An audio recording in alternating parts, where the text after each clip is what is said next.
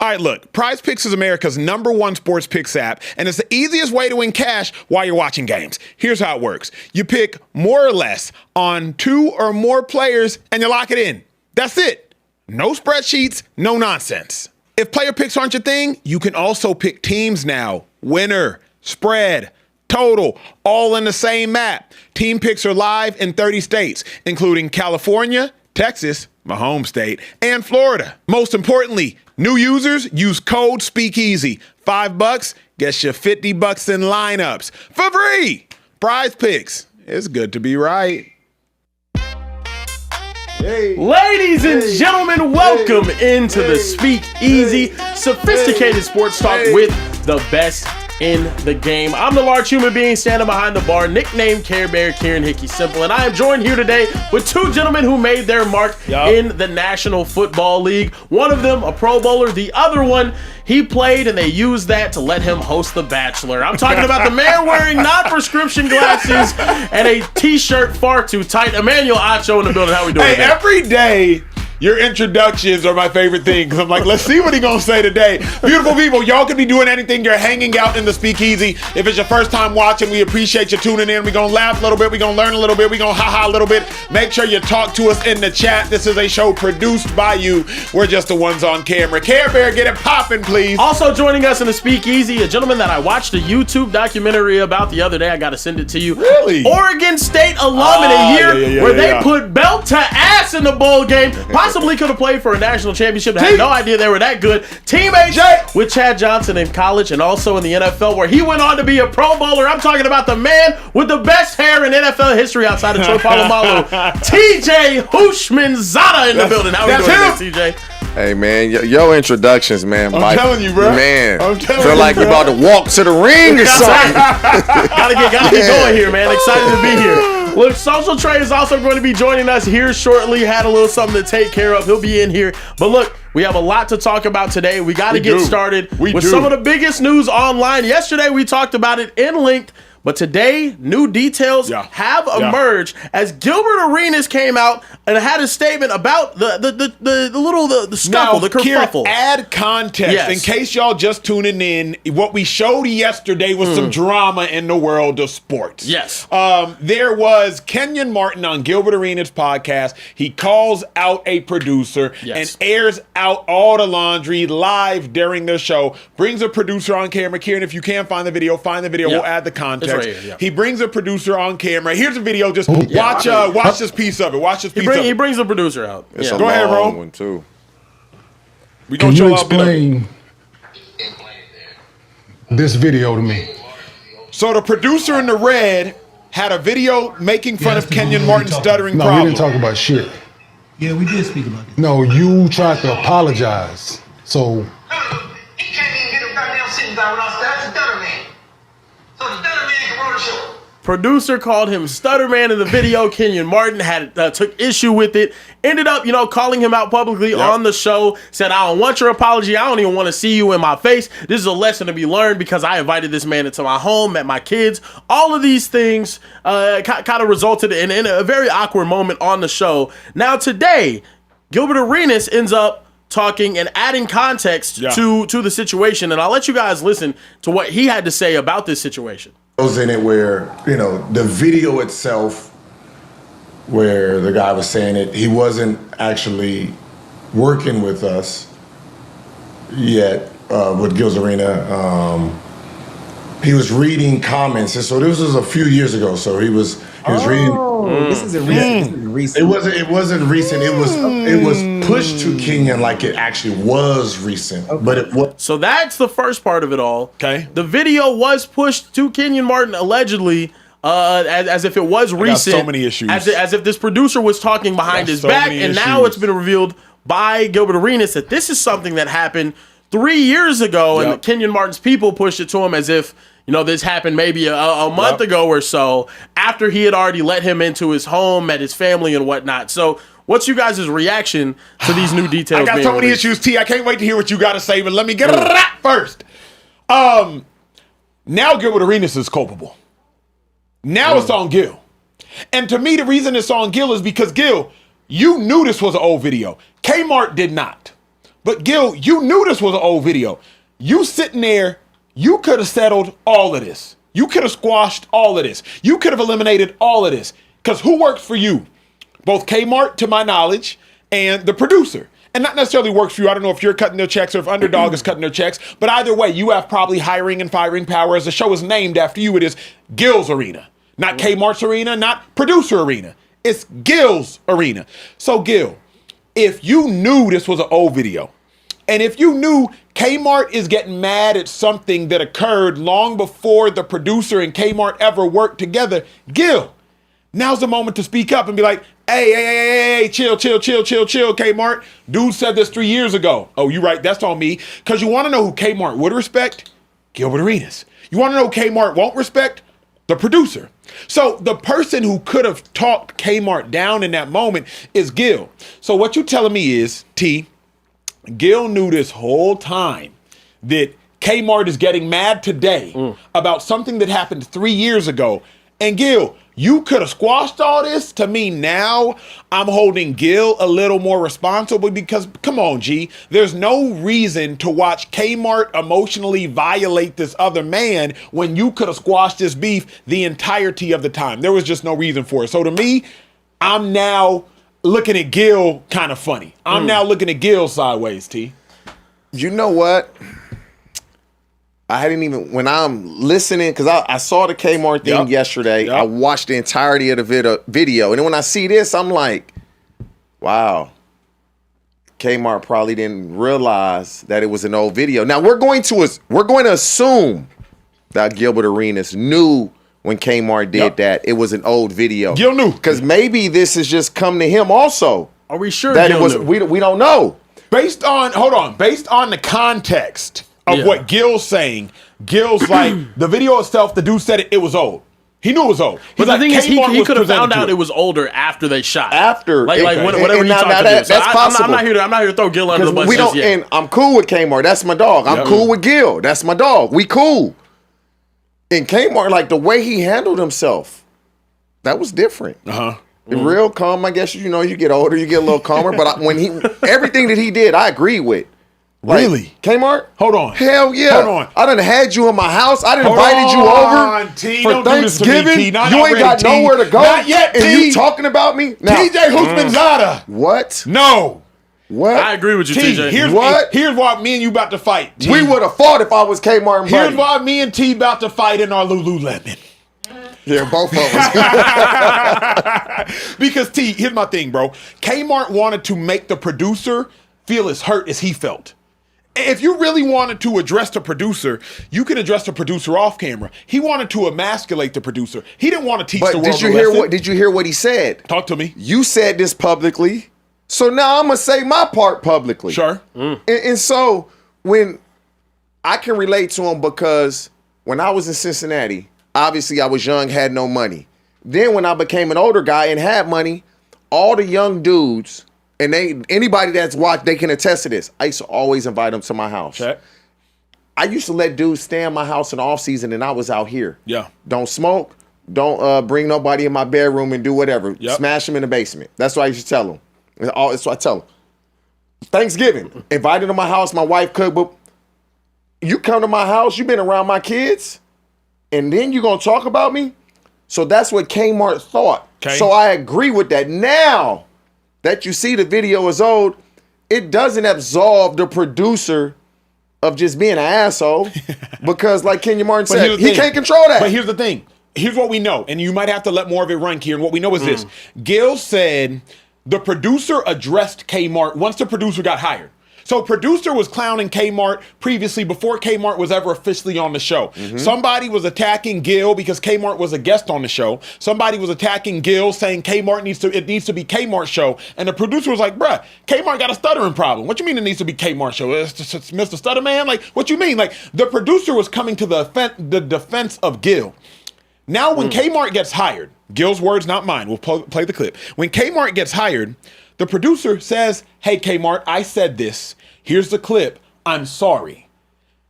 That happened before Kmart ever and the producer ever worked together. So now you want to rehash it and publicly embarrass them. I'm going to tell a story. I'm not going to tell the person's name because I want no time, no drama. Skip Bayless was working with an individual. The individual gets hired to work with Skip Bayless, and the individual had been killing Skip Bayless previously. But once the individual gets hired to work with Skip Bayless, individual and Skip sit down and have a one-on-one.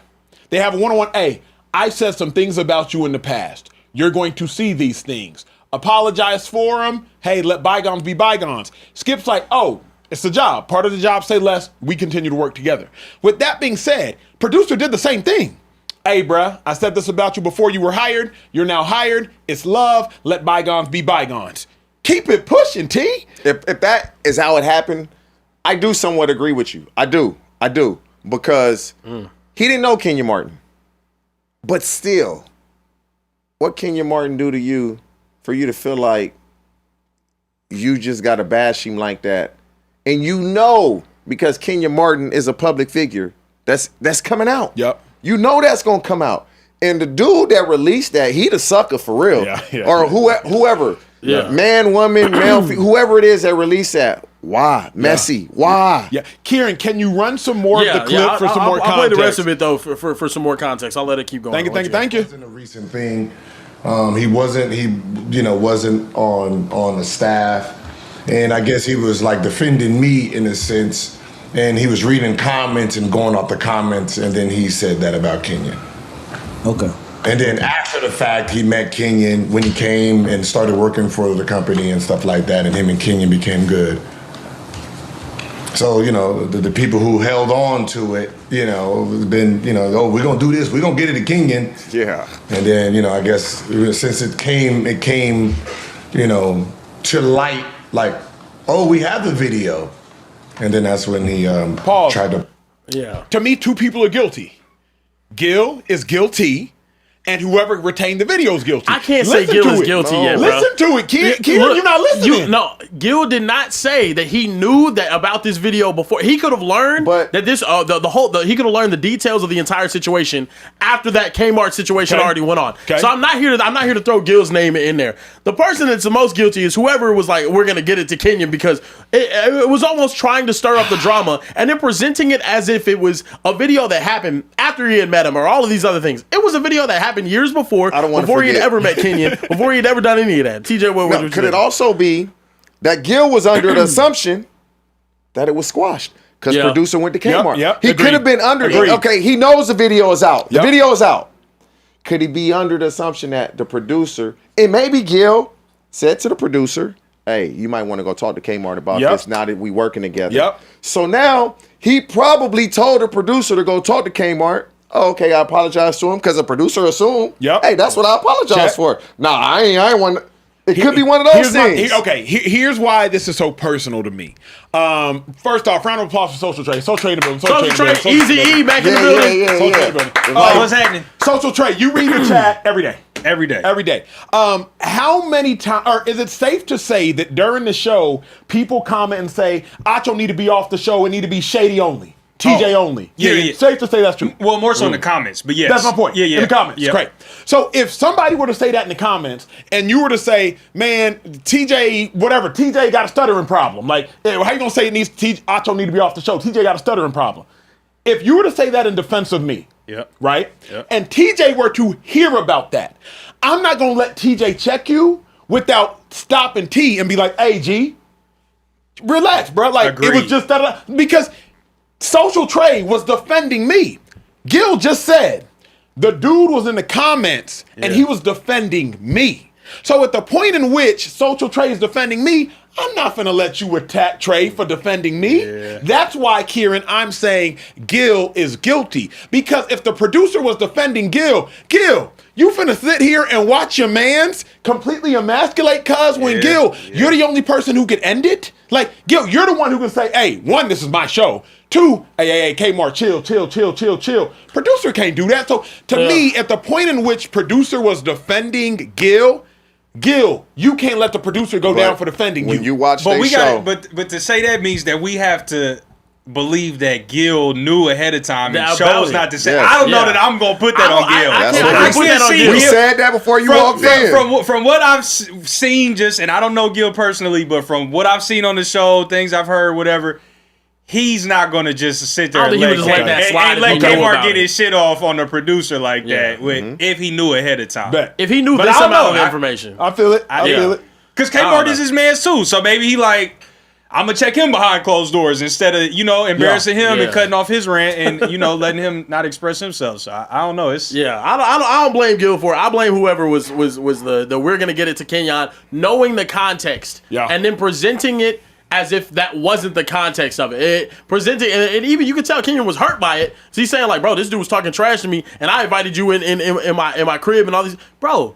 If the producer really came up to Kenyon, and Kenyon could be culpable though too, because the producer could have came up and said like, yo. This was years before I met you and sounds whatnot. like he did. That's what He didn't care. Bingo. He didn't care. Kieran, the producer said in real time, bro, we talked about this. I said, I'm sorry. Yeah. He said, I want your sorry. Whoa. See, I think the timing of it happening though is what makes it okay or not. He didn't If I realize the said some gravity. crazy stuff about TJ Yep. before meeting TJ, Yep. then I could have gone up to TJ before, be like, yo, before I ever met you, bro, I said this and this and this about you, yada yada yada.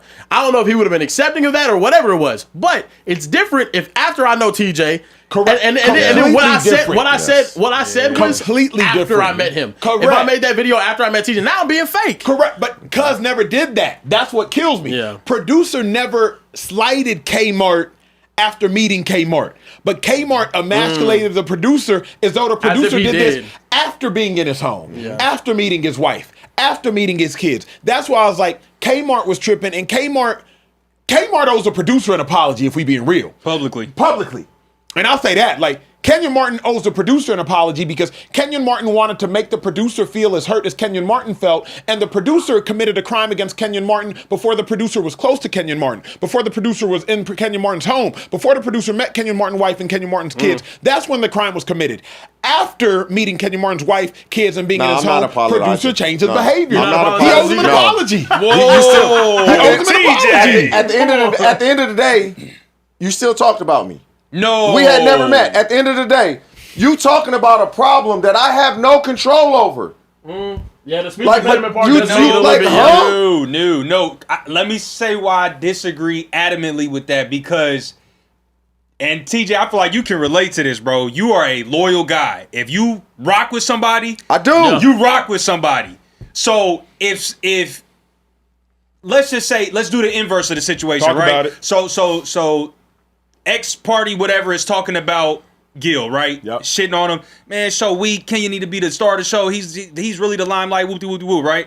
That's what happened. But let's talk about the inverse. If he was saying that, I lost my train of thought. If he was saying that Kmart was Gil and Gil was Kmart type of thing. Yeah. And then so the loyalty is with Kmart. He could have been loyal to Gil without putting down Kmart.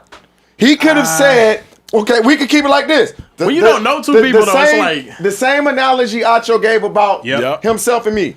Yeah. You could have said, nah, Acho do a great job. TJ do a good job also, but I'm rocking with Acho. They both do a really good job, but I'm rocking with Acho. Yeah. Wait, TJ, is it fair to That's say in boom. retrospect? What's is the it- difference? That's Hold on, fine. fair to say in retrospect? My thought just Oh, yeah, came go to me. ahead. So if he didn't defend Gil in that situation, is where I was trying to go with the thought. So he doesn't defend him. He like, shit, yeah, you right. Actually, Gil That- no, you can't do that. you right. Gil is kind of trash. You gonna look at him like, what type of loyalty is that? You know what I mean? Yeah. So if for your mans to defend you, Yeah.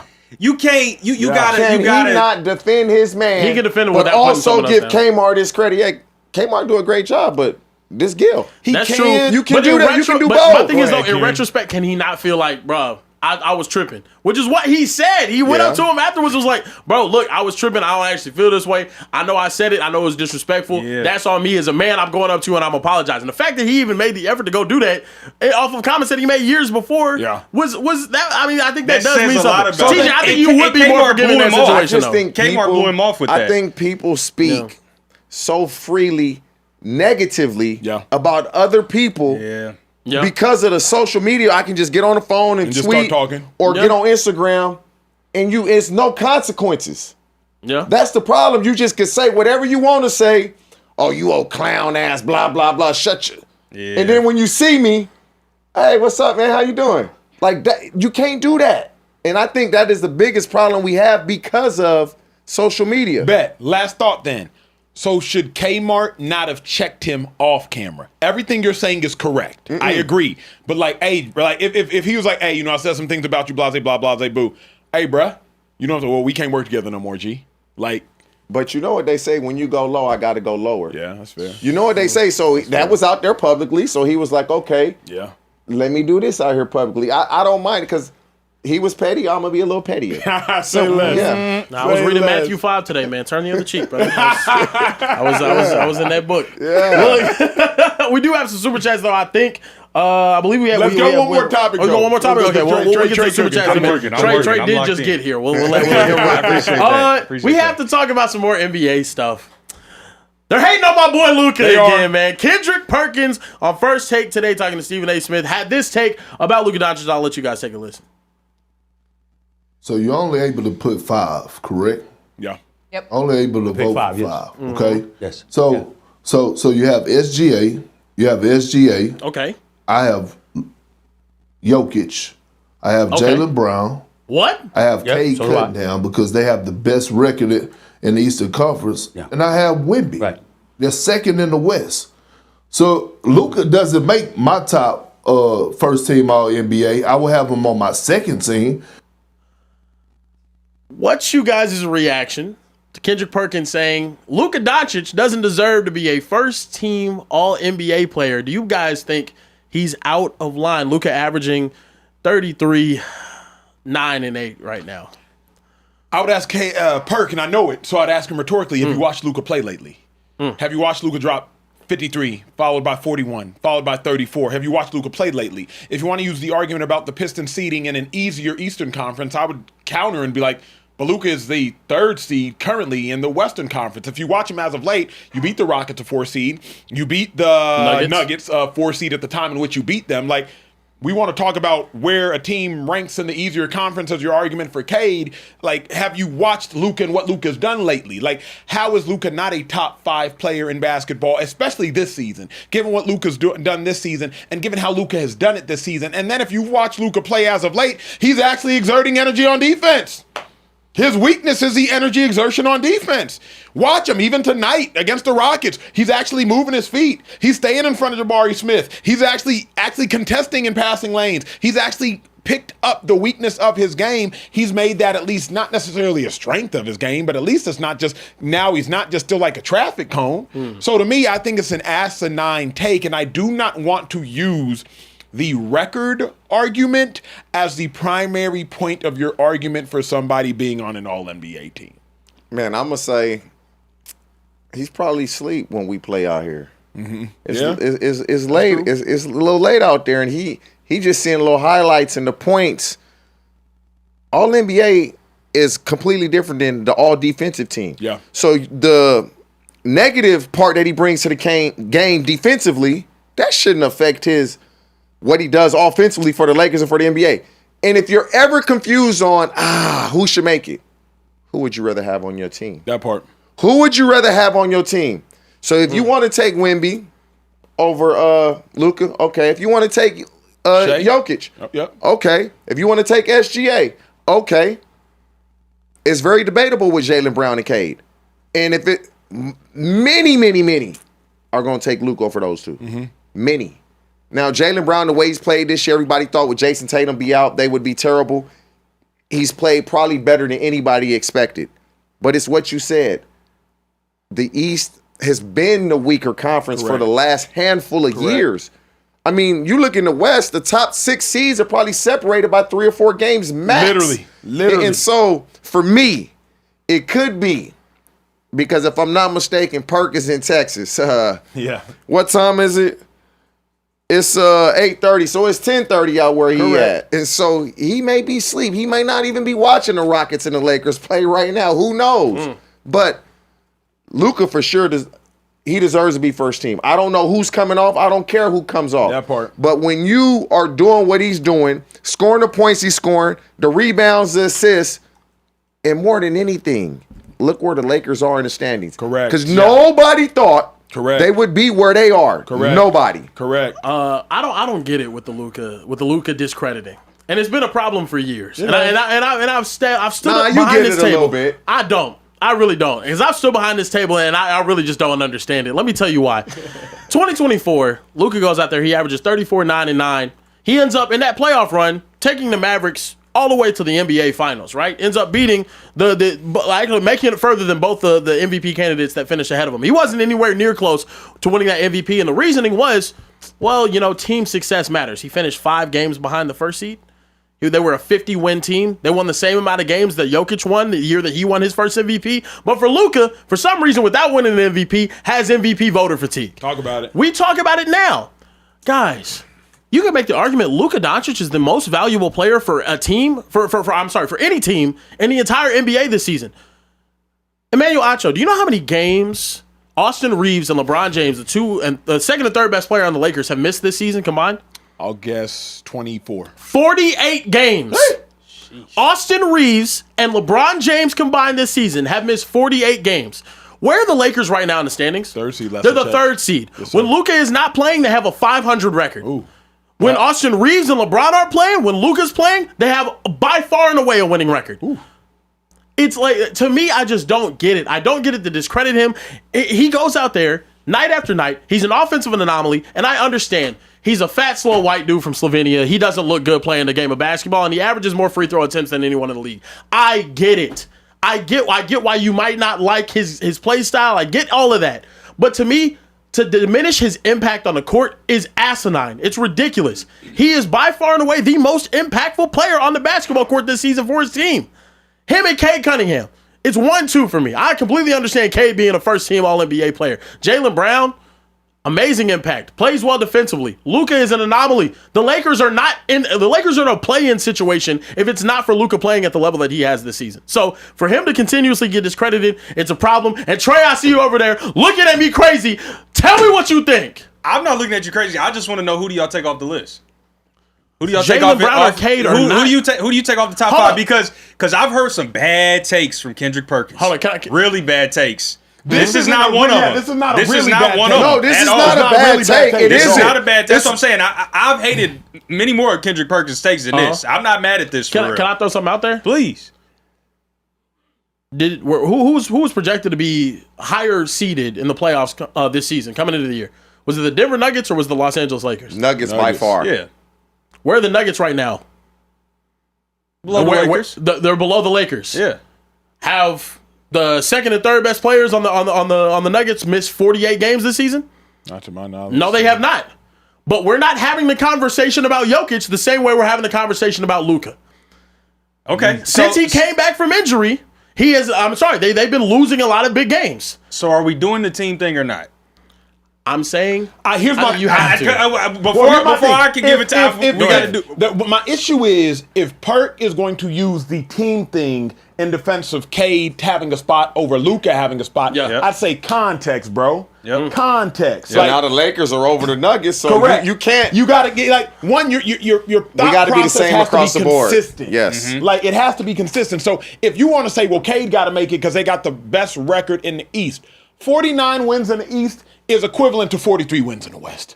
Like that would be like, come on, Perk. Like, let's be for real. 49 wins in that Eastern Conference. You know what I'm saying? Yeah. Where they letting cats score 80 points and whatnot, whatever they got going on over there. Like that's equivalent to 43 wins in the West. Probably less. Probably for less. Real, less. So like, probably fewer wins, don't say, well, Cade got the best record in the East, so I'm gonna give him the nod. It's a flaw in the logic for me. It's the flaw in the logic for you. Okay, boy. so then I think for me, what TJ said is like, who would you rather have on your team? Well, you can look at the games and look at the data and look at the statistics, and that you should be able to find your answer. Yes, Cade is in a much easier conference, but he's dominating that conference much at a much bigger gap than Luka is dominating the Nuggets. And so at the end of the day, but hold on. I would rather have Jokic on my team than Luka. Here's a problem. Which though, I G. understand. Hold on. Wemby. Here's the problem. In the West, you got SGA. Yeah. You got Jokic. Yeah. You got Ant-Man. Yep. You got KD. Braun is still going to occupy oxygen in the West. Yep. In the East. Giannis, big dog, he ain't been nowhere to be found. Yep. Embiid, big dog, he ain't nowhere to be found. Yep. Halliburton was the talk of the town last year. He been gone all season. Yep. Yeah. So like, you still got Jalen Brunson. You still got to worry about Jalen Brunson. But in the my East. point is, who is Jalen Brunson? You still got to worry about the Cavs and James Harden and Evan Mobley. Compared to, listen to the names you named and the names I named. Yep. I named Kevin Durant. I named Jokic. I named LeBron. Yep. I named Ant-Man. Yep. And you named Evan Mobley. Yeah. So, like, I don't want to hear about dominating the East. Yeah. Come play with the big boys. You dominating JV. But if we're going to do that, then yes, sir, we also have to do SGA's teammates and Jokic's teammates and Wemby's teammates and Giannis and Ant-Man's teammates and Cade's teammates.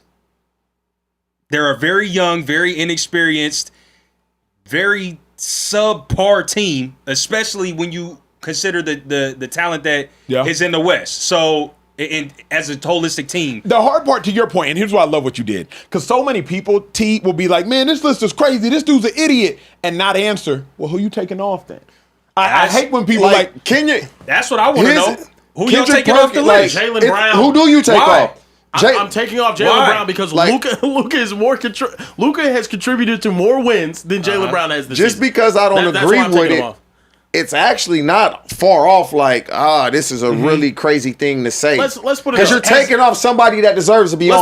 Let's put it up. This is why I'm taking Jalen Brown off over Luka Doncic. And this is ridiculous that this is even a conversation, in my opinion. When we talk about points per game, rebounds, assists, steals, blocks, 3-point percentage, adjusted field goal percentage and whatnot. But we're talking about box plus minus. The only thing Jalen Brown does on a basketball court is defend. And I understand defense is something incredible. It means a lot.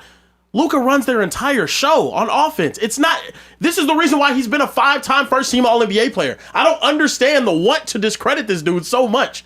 Without Luka, the Lakers aren't even a top 6 seed. I mean, you can't discredit Jalen Brown like he just ain't win Finals MVP and pretty much carried Boston at some point. He is incredible. Season. I'm not here to say that. Is he a top 5 player in the NBA?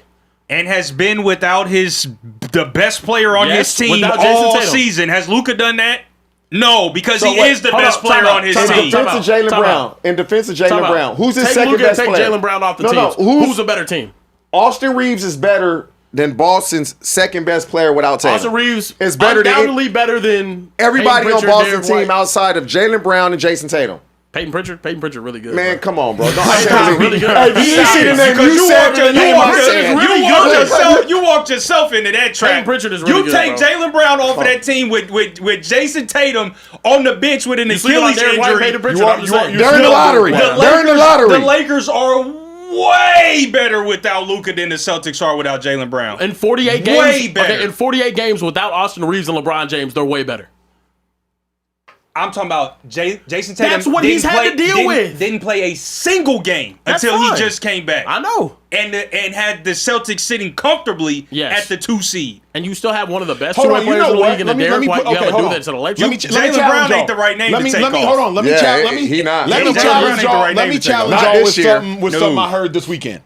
I was talking to my friend about... Why are we taking Luka off? Hold on, Kieran. Let me challenge y'all. I heard this weekend. It changed the way... It reframed my mind on all of this. True story. Okay. I was asking my friend, she's an actress, I said, hey, who should... If this actor, if Michael B. doesn't win Best Actor, like, is that criminal? And I said, and if Sinners doesn't win Best Film, is that criminal? She said, here's how you got to think about it. Okay. When you look back at history of, like, the greatest movies in a year... Do you consider that movie to be one of the greatest in the year? And are you okay being like, yo, that movie didn't get acclaimed in history? That movie or that actor, he will not get to sit in history. I said, dang, I got to start thinking about that when I think about voting for MVP. When you think about like a season somebody has, are you okay saying this person will not be etched in history or this person will be?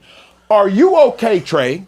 Are you okay, T, after watching Luka average 33, 9, and essentially 9? Winning another scoring title. Saying, hey, you know what? He shouldn't be as etched in history as another first-team All-NBA player. Are you okay going through the 2025-2026 NBA season? Why wasn't Luka first-team All-NBA? I'm not okay. Are you okay with that? I'm not okay. But it's like, who do you take off? That's the problem. I'm not okay with it. I don't know who comes off. Whoever you're okay with not etching in history, do take them off. Whoever you're okay with not etching in history, you take them off. But you cannot let this season be not just remembered. You know what happens? It's a season award, though. It's not a legacy award. It's not this season has to be marked in history. This is a first-team All-NBA season. Winning a scoring title doesn't matter. Being top 3 in assists doesn't matter. There's awards for that, and it's not All-NBA. Also, for as bad of a defensive player as he is, he's top 10 in steals in the NBA season. There and that does are not awards matter. for everything that you're naming, and those awards you do know not what's go by so the name crazy about All-NBA. this? He's a 5-time All-NBA player. Luke, Of this. it's like voting for the Pro Bowl. I was the first alternate 3 times. Yep. I was all pro more than I was a Pro Bowler. Make that make sense. And a lot of the times when we vote as players in the meeting room, we just vote for who made it last year. You the 2 best guys, and then because you got to vote 4 receivers. So we vote all the receivers, DBs. So you always pick the guys that made it the year before.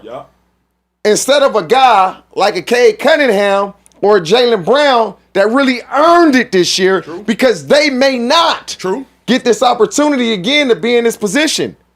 And so it's, let's vote for him because he's always been on this list. And then the guys that actually earned it, it was like, okay, we'll get you next year.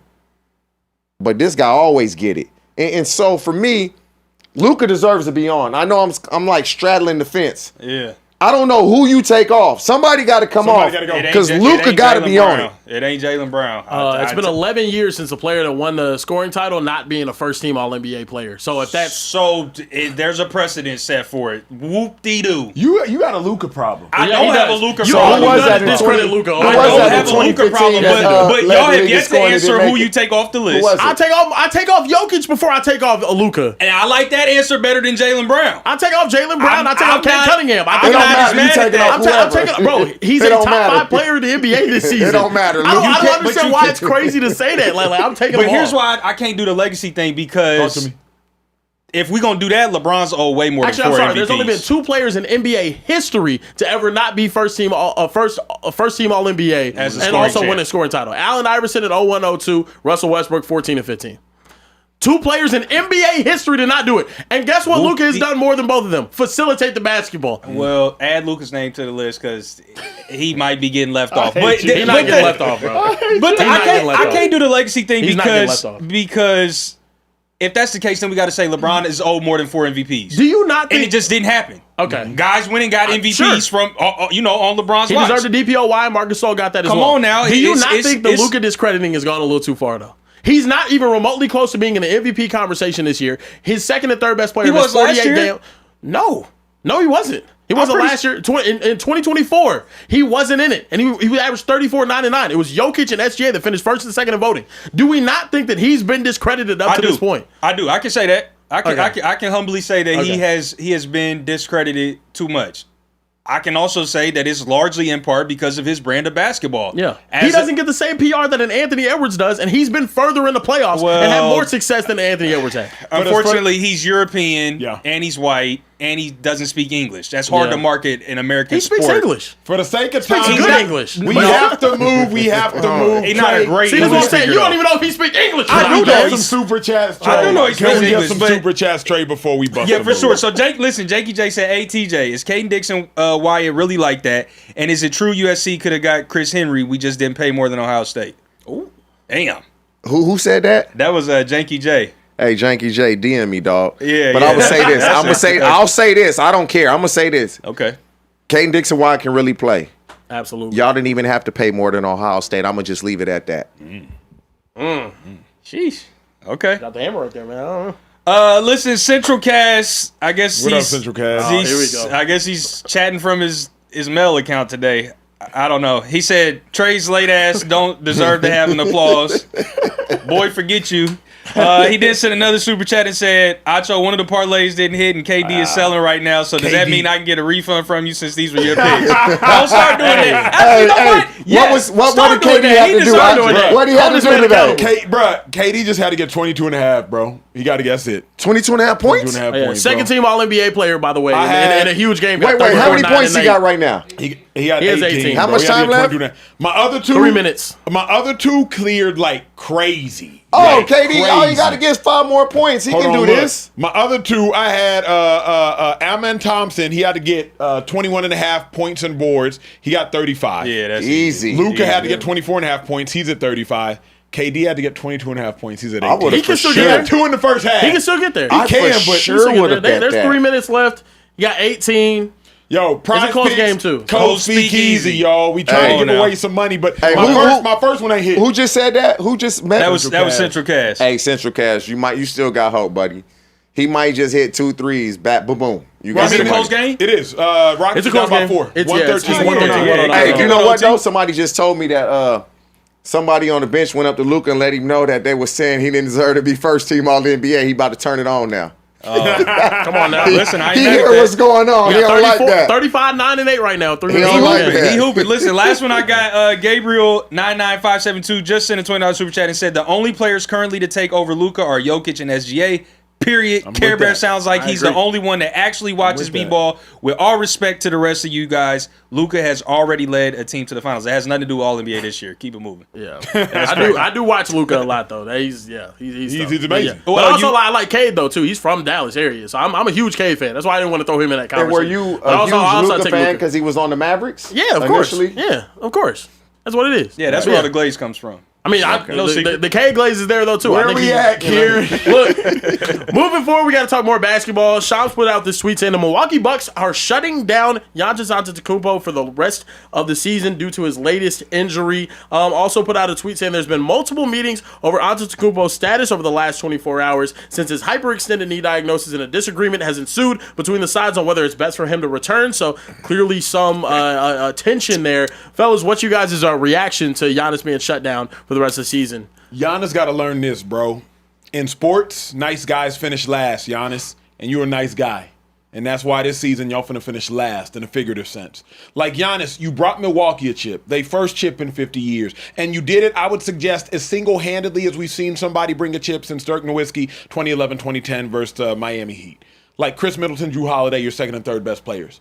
Not to mention that Chris Middleton never became an all-star until you became an MVP. Y'all go fact check that. So with that being said, like, Giannis, you've done all you can do. You should have demanded a trade at the trade deadline and got out of there. You should have dipped during the summer and got out of there. Instead, Giannis is about to waste away his career in Milwaukee. Now, because I keep it a buck and because I follow Giannis like Kieran follows Luka, Giannis, you made your bed. So to some degree, you got to sleep in it. You the one who wanted Doc Rivers, even though y'all were the 2 seed at the time. Got the head coach fired. Got rid of Adrian You're Griffin. exactly right. Yeah. You're the one that wanted Dame Lillard, even though that was an atrocious catastrophe before Dame Lillard ever got hurt. So Giannis, you're the one whose basketball game is significantly higher than his managerial IQ. So we got to keep it a bean there. You did make your bed, but there comes a point in time where it's like, Giannis, you can't let that one championship be the highlight of your career that long ago. Go get you another one. You're that talented. And now you're dealing with injuries here, injuries there, injuries here, injuries there, probably because your usage rate is so freaking high. And you're a 6'11 player who has the ball in his hands and is running nonstop like a gazelle. So to me, I'm hot for Giannis because I feel like he's wasting away his career. This kind of reminds me of the Max Crosby situation with the Raiders. Okay. You shutting him down. He don't want to be shut down, but he probably needs to be shut down because you're going nowhere. And so if this ends up going the organization's way, Giannis may not be the nice guy after all. He may say, you know what? Y'all did something that I didn't like. Now I want out. The same way that Max Crosby, y'all did something that I didn't like. Now I want out. And so maybe this may be the tipping point on him saying, okay, publicly, I want to be traded. Because it was talks of him being traded, but he didn't publicly come out and say, trade me, I want to be traded. When they're picking in the lottery. Yeah. Just shut it down, get ready for next season. Yeah. But some dudes are wired differently, and he's one of them dudes that if I can play, I'm going to play. But in this situation, he really needs to shut it down because what you just said, when they fired Adrian Griffin and hired Doc Rivers, they've literally been slowly talk about it going downhill. Slowly going downhill. And many people in the NBA, although Doc Rivers has won championships, they don't speak of him in that light as a coach. Many the NBA players that I know, they don't speak of him in that light. My thought is this, though, bro. We've had, I think, 4 straight first-round exits for the Bucks, maybe 3 straight first-round exits and a semifinals exit. And now this year, atrocious. He's wasting seasons. That's what Giannis has to realize. It's like the last 2 years, a complete waste. You could really say the last 4 years if you want to be honest. But like the last 2 years, a complete Has he waste. hurt his trade value? Hell no. I don't think so.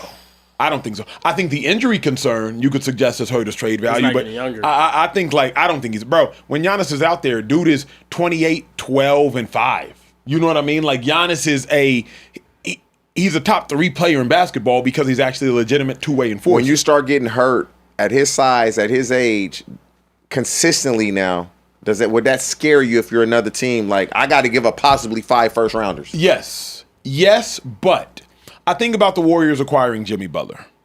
You knew Jimmy Butler was old. You knew you had 2 years with Jimmy Butler. Ended up, unfortunately, they only had a year and some change. They didn't even really have a year, actually. He played half the season and then got hurt this year. But you would have thought, I got 2 years with Jimmy Butler, right? I think he's 34 at the time, 33, whatever. I got 2 years. So if you're a team that's in win-now mode, hell yeah, go get Giannis. I think Giannis has 3 to 5 more good ones left. I think he got 3 to 5 more good. You too high? I think really. I think because of the injury concerns starting now, I think you can get a good 3. You can get a good 3 more seasons out of him. I do think his trade value is still going to be high. He is a top 5 player whenever he's healthy and he's out there playing. But to be honest with you, this is just drawn out way too long. He was supposed to leave Milwaukee 2 seasons ago. This has now been another season where we have, he might get traded at the deadline. He might get moved in the offseason. No, he's not. He's back, and he might get traded in the offseason. Bro, it's time. For Milwaukee, it's dumb if you keep him going in the next season. For Giannis, it's dumb if you stay going in the next season. Milwaukee's not a team that has shown they can build something special around you. They're not a team that has shown that they're going to be able to get much more out of this situation. And if you do hit free agency, I think you're leaving. I think him signing that extension is the same kind of curse. And obviously, he won that ring. It took a lot for them to win that ring, to be honest with you, in terms of injuries around the league. But credit to him, they ended up winning that ring. This is why LeBron ended up leaving Cleveland. Yep. You don't have what it takes to build a championship roster in Milwaukee. You just don't. You don't have the draft capital. You don't have the free agency allure. You don't have any of that. the city. You don't have the city whatsoever. So for them, they need to get whatever they can out of this deal. I thought they should have traded him midseason. If they didn't find a good enough deal, you have all offseason to find something good enough to send Giannis elsewhere. And hopefully he can go win a championship elsewhere. You know what I think the issue is, T? And Shady, he being here, he the culture superhero. But your boy knows a little bit about culture abroad. And if I can speak for Giannis in that mindset of like a Nigerian, Giannis Ugo, that's his real name, Antetokounmpo's real name. I think Giannis is really like T, I'm not a punk, I'm not a coward, and I don't run from anything. Like when you talk about got it out the mud, no American-born player got it out the mud like Giannis got it out the mud. Like family has to flee to Greece for a better life, literally change the last name because it was misspelled on his passport, selling CDs with his brother, figuring out how to play the game of basketball, turns into some 6'10", 6'11 giant and just figures out how to mature into one of the greatest players of all time. Giannis has always faced adversity head first and head on. So to me, I think Giannis feels like it's cowardly to run from the grind.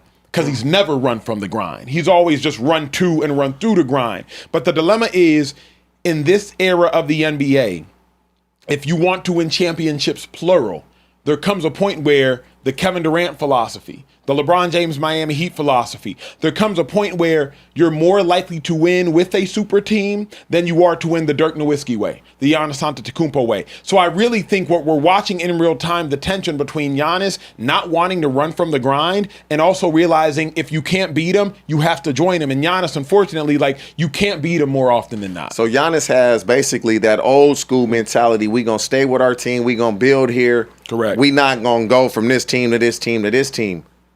But that may hurt his legacy. Correct. And so I truly believe what you just said was very well said. But he's going to realize the writing is on the wall, and I got to go. Mm-hmm. He's going to realize that. Like, he's hurt because he has to do so much. Yeah. He has to do so much. And he's going to look around the league and be like, damn, look what this guy got. Look what he has. Look what he has. Look what I have. Mm-hmm. And that's no slight on your teammates. But if you want to be mentioned with the greats, you got to do what's best for you. Yeah. Because the team will always do what's best for them. And where Giannis fell short, last thing I'm going to say on this, Carebear, take it home. Where Giannis fell short is he tried to play GM. I don't want Griffin. I want Doc Rivers. Swing and then atrocious miss. He tried to play GM. Ooh, Dame Lillard, he's Dame time. He can score in the clutch. He can spread the floor out because he can pull from 27 feet. So they can't double down on me. If they do, I'm going to kick out to Dame. Nope. Huge swing and a miss, even prior to the injury. Don't let that injury fool you. So where Giannis does have to take accountability is he gets wrong. He gets twice on a superstar player, and he gets wrong on a coach. And that's cost him the last 3.5 seasons. No, I think that grind that you're talking about has ruined so many players' legacies, though. Oh, you need to stay in the city, and you need to work out here, and you need to don't be like LeBron. Don't go out there and leave the team. Bro, some organizations just can't build championship teams. And also, Giannis is a player that's capable of winning multiple championships and being a championship one. The problem is he'll never get that credit because in the history of the NBA, Acho, can you tell me in the history of the NBA, a superstar one that's won multiple championships without a Hall of Fame teammate? You can't you can't name one. You need another team. You need a two. You need a solid enough two. In the history of the NBA, there's never been someone to go out there and win multiple championships as a one, as a superstar, Hall of Famer, whatever it is, and not have a Hall of Fame two. Mm-hmm. You need that two. And some organizations can't. Today's game. Exactly. And some organizations can't give you that. People clown LeBron for leaving Cleveland when they gave him Boobie Gibson. And Anderson Varejao, Zdenis Ilgauskas. Was that supposed to be the Hall of Fame number two? He was supposed to go on that legendary run with. He didn't have a Scottie Pippen there. Yeah. Like even now with Jokic, it's tough. He's a generational player, but is he going to be able to go win multiple championships if Jamal Murray doesn't elevate himself to a perennial All-Star type player? No. You need Jamal Murray to play at that level to be able to win a championship and win multiple. So I think it's just tough. Too many players need to stop listening to that. And go find help. I'm sorry, especially whenever you're in these small market teams. I'm not saying join the Lakers, but if you are a player of Giannis's caliber, where you're an all-time great talent, you need to go find help if you're to win championships. Let people judge you about it later on, say that you're not Michael Jordan, whatever they want to say. You're not going to win multiple rings if you stay in Milwaukee, Giannis. You're just not. He's not going to win another one if he stays in Milwaukee the rest of his career. It's just not going to happen. Giannis gone, bro. Yeah, he has to. Should have been gone. What's up, Trey? Would Hakeem be the exception to that? Yeah, Hakeem had Kenny. Didn't he have Clyde? Yeah, he had Clyde. He had Clyde. Not for both chips. He had Clyde for one of them, but then he also had an All-Star. Yeah, but he said most. But he needed Clyde for the second one. Yeah, you know what I'm saying? Like you need. Wait, who'd you say he had? I said Kenny was crazy. Yeah, sorry, my fault. He had Clyde. He had Clyde for the second. Okay, one. Clyde. So I knew he had him for one. I couldn't remember if he had. He's the only player. No, actually, it's Jokic. Jokic is the only player to win a championship as without an All-Star teammate. Yeah, Jamal Murray should have been. Jamal should have been an All-Star. For sure. Yeah, like I think Hakeem had it, but like one other dude on his team made All-Star that year. I forgot.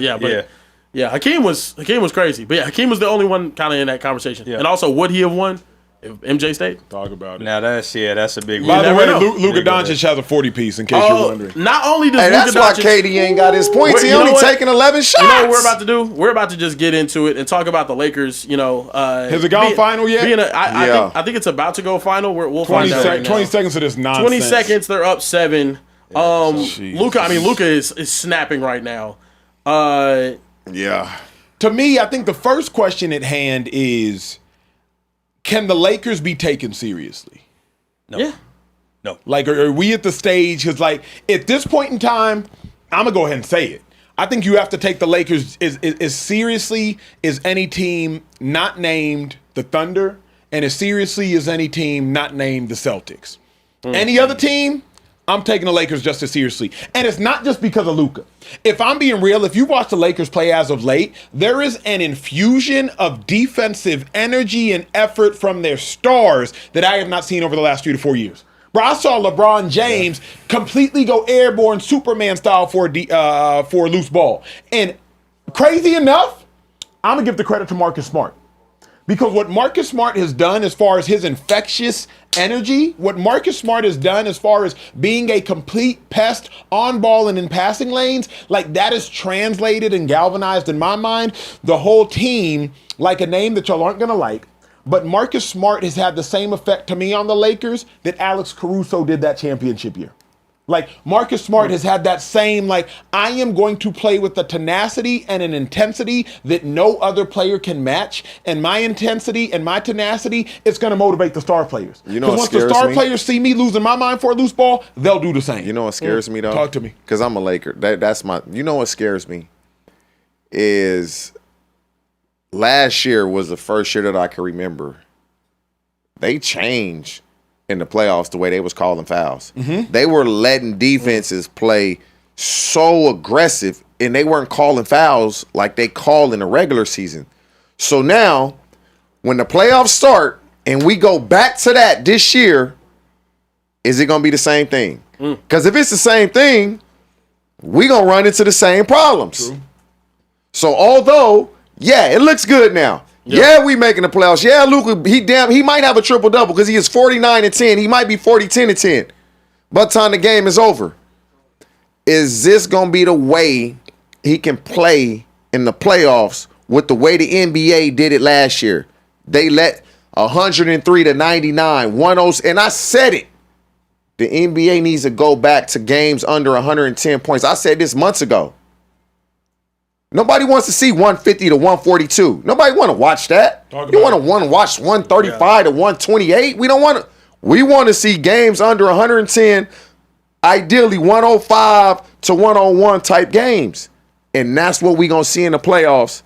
Can he still do what he's doing in the playoffs when those rules are basically changed without being changed? Yeah, when they're allowing them to play a little more physical. I see what you're saying, because that was a bit of an issue last year. I think Luka coming into shape this season was huge, and I think it's shown in his play. This is the best he's looked since that 2024 season when he did lead the Mavericks to the finals. I mean, also he's putting in defensive effort. We have to see if he can stay healthy, though, too. I think that's the other thing with the Lakers. They've had some injuries that have kind of thrown off the rhythm. They seem to be in rhythm right now, though. 9-1 on the month as they just got the victory over the Rockets, 124-116. Luka Doncic on the night, 40 points, 9 rebounds, 10 assists, with a steal as well. I mean, Hey, hold up. They're a serious problem. Am I reading this correctly? What's or up? am I getting old and my eyes can't see? Yeah, no. LeBron went 13 Did to y'all 14 just see tonight. that? LeBron went 13 This to dude 14 went tonight. 13 for 14. Yep. Yeah, he did that. This dude took 14 shots. Made 13. In May 13. I thought my eyes was tripping. The crazy part about it is, for me, because I was watching this first 3 quarters intently, LeBron had probably about 6 dunks. I think it's the most dunks I've seen him have this season. Like, dude was airborne, and dude looked at, he was catching oops from half court. Like LeBron was going crazy.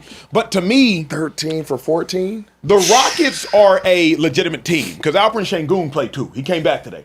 Rockets are a legitimate team. But what the Lakers have, they have a defensive tenacity. They have a defensive threat in Marcus Smart. They have an offensive juggernaut in Luka Doncic. And they have a composed veteran leader who knows how to get there in LeBron James. And to me, that is the recipe for winning. You have to have a defensive-minded janitor, I call him, somebody willing to do the dirty work. Every team has to have that player. You have to have a person who can lead you there, that GPS system, that's LeBron James. Then you have to have a person who can give you 40 on any given night, that's Luka Doncic. If you look at the teams that have won championships over the last 5 to 10 years, each one of them has a janitor player, each one of them has a dude who can give you 40 at any given night, and for the most part, each team has a player who can lead you to the promised land, and if they don't have a player who can do so, they have a coach who can do so, and that's the Lakers. Acho, I think they gave him the super soldier serum again, brother. Hey, can we run this real quick? Oh, no. Look where he take off from. Look where my God. Now, LeBron went crazy today. LeBron went crazy 41 today. Years old? See if you taking that off. wasn't even the craziest one. You know what I'm talking about? Yeah, the oop. The oop was nuts. Let's see if we get the oop later. The oop was... Go to the beginning. Ugh. No, LeBron was... It might be... Is it here? Nah, it's the next one. It's the next one. Like, y'all watch the oop. He come from way back right here. This one right here. The oop was the one. The oop was the one to me that was like, hold on now. Oh my Hold on goodness. now. Yeah, Hold on now. LeBron's going crazy right now. Man. Yeah, no, 13 of 14, 30 points. Luka ends up going out there putting up 40. Austin Reeves 14 T, points on the are night. the Lakers legit shots. contenders? I'm gonna say yeah, because that's my team. But what I just said, that worries me. That the physicality of the playoffs, when you got to go against all these teams in the West that are young and they're young and athletic. Minnesota, young and athletic. Oklahoma, young and athletic. The San Antonio Spurs, young and athletic. Outside of KD, the Houston Rockets are young and athletic. And so the main guys, now, the Denver Nuggets aren't young and they're athletic at certain positions, but they're not like those other teams. If the NBA allows the physicality in the playoffs like they did last year, it concerns me. Nah, they clicking at the right time. It concerns me. Because Austin Reeves had a hard time in the playoffs last year against the Timberwolves. Yeah. A hard time. But here's why I'm not tripping. Austin Reeves has had a hard time these last two games against the Rockets. Lakers haven't needed him. Lakers haven't missed him. Like, Austin Reeves, he gets locked up when he faces dogs. Amen Thompson in Austin Reeves' chest. Lakers didn't need him because Luka's capable of going for 40. The dilemma was last year, Lakers couldn't stop nobody. I think if the Lakers can play with this type of energy, T, and this type of tenacity, my only question, are the Lakers deep enough? I think Ayton helps us. Is Ayton going to be a good enough rim protector, and is Marcus Smart going to be a good enough on-ball defender during the playoffs to get them there? We know that. We know that. We know that. No, but my thing is history. His history. His history has shown. His history has shown that. Marcus Smart's just not a smart player. That's the problem. If y'all remember when Marcus Smart was in Boston, you had JB, you had JT, and Marcus Smart. You want to take the game winners? He's just not a smart player. But I've seen both him grow intellectually, but now Luka running point. Marcus Smart, you not running point. Boston, Marcus Smart was running point. You ain't taking a game winner off of Luka's hand. At all. No. You ain't seeing the ball to take it off of his making them hand. things, too. Correct. Troy. So, at the point in which I've seen in the last 3 games, the Lakers beat the Nuggets in one of the best games of the year. Yep. Like, the Lakers showed so much grit, showed so much toughness, and if y'all want to talk Better Lakers luck. old this, Lakers old that, We got lucky in that they one. did. Yeah, we got but lucky. Luck combined with which coward's Create your own who's going luck. to cower at the end. Yes. Game in overtime. Everybody tired. Austin Reeves, you want to make a free throw, miss the second one, chase the loose ball, put it in. Luka Doncic, you want to hit the game winner. You tired too. You played about 42 minutes. Yeah. Everybody tired. Jokic tired. Jamal Murray, he fouled out 5 points. Everybody tired. So when I talk about what the Lakers are doing right now, T, I'm just like, outside of the Thunder and the Celtics, and the reason I say the Celtics and not the Pistons is because the Celtics know how to win. Outside of the Thunder and the Celtics, who you going to take over the Lakers? You know why I like it, though? That game against Denver, I actually liked the way that Ayton played Jokic down the stretch defensively. I was impressed. Jokic going to get his, but he made it tough for him. Blocked the cut. He made it hard for him. It wasn't easy. Correct. If we didn't have that last year, we didn't have that size, the weight, the athleticism. Yeah, bro, it didn't have the competence. And Jackson so Hayes. I like Jackson Hayes was starting last year. the way Ayton has played recently. Like, I didn't like him. They trying to turn me into Clint Capella. Shit, Clint Capella was a baller. Yeah. He was a baller. He was great at Bro, his role. Be peep great this. at your role. Peep this. Remember, Ayton's the reason the Lakers won the Rockets' first game 2 days ago. Ayton had 6 rebounds in the fourth quarter alone and came in and had like 4 or 6 points in the fourth quarter alone, pivotal points. Like, Ayton was the reason they won the first game. Ayton was the one who actually knew how to, who's guarding KD 27 feet away from the rim. You think JJ Redick's message finally got through to him? Did you see what Ayton said earlier today? Not what he said earlier Ayton today. earlier today came out and said, I had to learn my role. Ayton was like, I thought I was him. I've now realized, like, I'm just playing a part in all of this thing. Yeah. So I think, like, DeAndre Ayton, he's sobered up. The problem, bro, let's be for real, man. Lakers just aren't deep.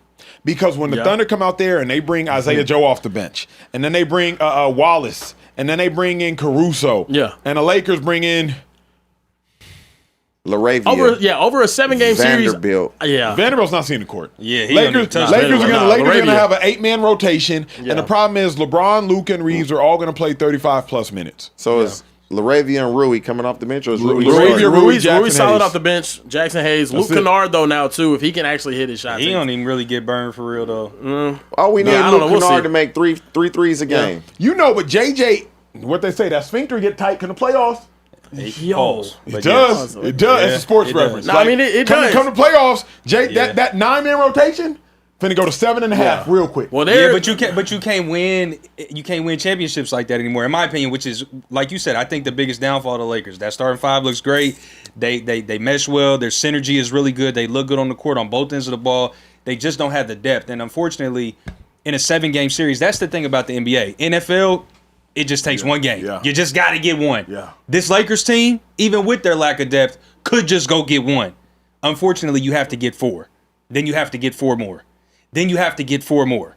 Then you have to. So it's just they're just not built for that. Unless they're getting to the Western Conference Finals, so long as they don't see the Thunder in the semis, and they clearly won't see them in the first round. They're getting to the Western Conference Finals because they're beating the Rockets. They're beating the Timberwolves. Yeah, this Timberwolves. Yeah, no, I think they're beating the Timberwolves. The Spurs. That's a tough matchup for anybody. I'm sorry, they're a tough matchup for anybody. The Spurs and the Thunder are the two. Like they're so good defensively. They have crazy length. They're young and athletic. They're very similar. Here's what we know. Are we just not going to acknowledge the Denver Nuggets at all either? They are not past their prime. No, that window has not closed for them. Denver's very, very tough. They just ran the Lakers to overtime in Staples Center. And they beat the Lakers. They're the only Lakers. We don't want to play Denver in the playoffs. We just hope somebody else. Nobody want to play Denver in the playoffs. Nobody likes playing Denver. We want to be the 2 seed and they the 4 seed. So that's what I prefer. Yeah, that's what I'm saying. Yeah, but the Lakers don't have no cakewalk to the conference Western Conference. Nobody in the West does. It's not about the Lakers having a cakewalk. For me, it's about what I've seen from the Lakers these last 10 games. Where they've won 9 out of 10. And then what I've seen conversely from the Nuggets and what I've seen from Jamal Murray, a disappearing act. I don't know what he ended up doing tonight. I'm just sitting here like, I trust the Lakers. And we know this in basketball more than anything. Spurs haven't taken their lashes yet. No. You feel me? Agreed. They're not finna go from sorry to the Western Conference Finals. Nah, they gonna win a championship or something. Like the Wemby conversation's gonna be real uncomfortable. But it's near impossible. They haven't taken their lashes. Agreed. Yet. The Lakers are gonna get the 50 wins this season. Yeah. They can get the 50 wins fairly easy this season. Yeah. So like the Lakers, I think they should be viewed as a contender though. I think we put so much stock into what happened last year when it's a new nucleus of players. I think we're putting too much stock into the regular season. I think we put too little stock coming out and winning one but you game. have to play well in the regular season just to get you. Playoff. TJ, you just alluded to it. We went an entire season last year seeing the same old NBA that we saw. Then it gets to the playoffs. Not only are the players acting different, the refs are acting different. They're calling the games go different. Back to that schedule. Scroll on the schedule. Scroll up. No. Go back now. They need to start right at Brooklyn. They play Brooklyn. March 27th. Yeah. NBA, change your rules without changing your rules. Give them 1, 2, 3, 4, 5, 6, 7, 8, 10 games. That Brooklyn game, the whistle better change. So now everybody kind of gets accustomed to, okay, this is how they gonna call it in the playoffs. Yeah. You can't just cold turkey in the playoffs. So now you got Luke and all these dudes cussing out the refs because they mad. Yeah, right. Yeah. I also add this though, and I know I'm gonna sound like a fanboy. We don't put enough stock into Luka as a playoff performer and leader of a team because I genuinely would say this team right here is it that much worse or better than the team that he drug to the finals in 2024? Different field. Different field. But I would say his second and third option. Completely different field. Kyrie was hooping. Give him that. Kyrie was hooping. This Lakers team is better. This Lakers team is better than that team. The competition. And I understand the competition is way better. But that Mavs team may have LeBron James on it. That's what I'm saying. And we've seen how LeBron gets in the playoffs. But and if LeBron says, yo, this is my show, brother, in the playoffs. I'm on my way out. You're going to have your time. All right. What's happening with Luka? I think LeBron is bigger than Luka's team. LeBron is bigger than the NBA. Luka's not. That's cool. So if LeBron goes in there and puts his shit on the table, like, yep, this is my show. I'm running. Do you think they win a ring with LeBron as the best player in this run? I'm not saying it did, but that don't mean LeBron's not going to be selfish and do that. The thing about it, though, I don't think LeBron's that type of guy. That LeBron doesn't exist. No, it doesn't. That LeBron doesn't. That's Kobe. Exist. That's not LeBron. Yeah. All right. That's Kobe. This is not the way LeBron moves. And that's Luka, but that's not LeBron. Yeah, that's Luka got more killer instinct than LeBron does. No, I'm not talking about killer instinct. I'm just selfish. But he'll be more selfish in that mode. LeBron's not selfish. But Luka can't say, I've won 4 NBA finals. No, Luka can't say I've been to 10 straight. It's a lot of different type of weight that LeBron could throw around where Luka would have to just show deference and be like, yeah. Luka doesn't know what deference means. At this age, though, LeBron has done everything. Luka has done everything LeBron has. And this may be why LeBron may be underrated as a teammate also. He may be underrated as a teammate because a lot of guys in LeBron's shoes that have accomplished what he's accomplished, they wouldn't take a back seat. Nope. They not doing this. And so he has to be a great teammate to say, you know what? As much as I've accomplished, I'm willing to take a back seat because I see what's going on. Facts. A lot of guys ain't doing that. No, too much pride. Yeah. Way That's too much facts. ego. Way too much pride. Look, keeping it pushing, we got to talk about some football here on the Let's show get for the to first it. time. Panthers are signing former Packers and Eagles running back A.J. Dillon, the quad god himself. After losing Rico Dowdle, they added A.J. Dillon. Also, this offseason, they've made some solid some signings. moves. Though. Jalen Phillips, Devin Lloyd, 2 elite defensive players. Kenny Pickett as a solid backup. Stone Forsythe, Luke Fortner, John Mechie III, Rasheed Walker, and A.J. Dillon, their new signings on the offensive side of the ball. What do you guys make of what the Panthers have put together this offseason? I love what they've done because of 2 players. Devin Lloyd, probably the most underrated linebacker in football, and Jalen Phillips, a Pro Bowl caliber edge rusher. Those 2 players, I think, can help propel the Panthers over the hump. If the Panthers are on the fringe of becoming a mainstay playoff team, right? Right now they're hovering around 8 to 9 wins. You get to 9 to 11 wins, you're a mainstay playoff team, meaning you're going to make the playoffs in 3 out of 4 years more than likely. Panthers are on the fringe. They're a player or 2 away from becoming a team that is routinely in the playoffs. I need them to get more consistency out of South Carolina wide receiver whose name has forgotten me. Xavier Legette. TJ's waving his hand no. And I need Devin Lloyd to continue to show who he is in Carolina, who he was in Jacksonville, and then Jalen Phillips just get healthy. But like if you're a Panthers fan, based on how y'all finished that season, and you just added 2 defensive dudes, and on the outside you got J.C. Horn, and on the inside you got Derek Brown, who's an absolute monster. Yeah. You got to feel good. TJ, how would you grade this these offseason signings? I actually like it. If Devin Lloyd can play how he played this past year, if he can do that, that within itself is going to elevate the team.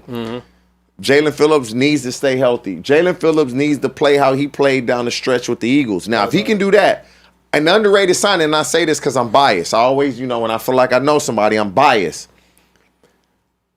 And this is Acho's Nigerian brother in Christ. Oh, wow. Is John Mechie. I'm telling y'all, bro.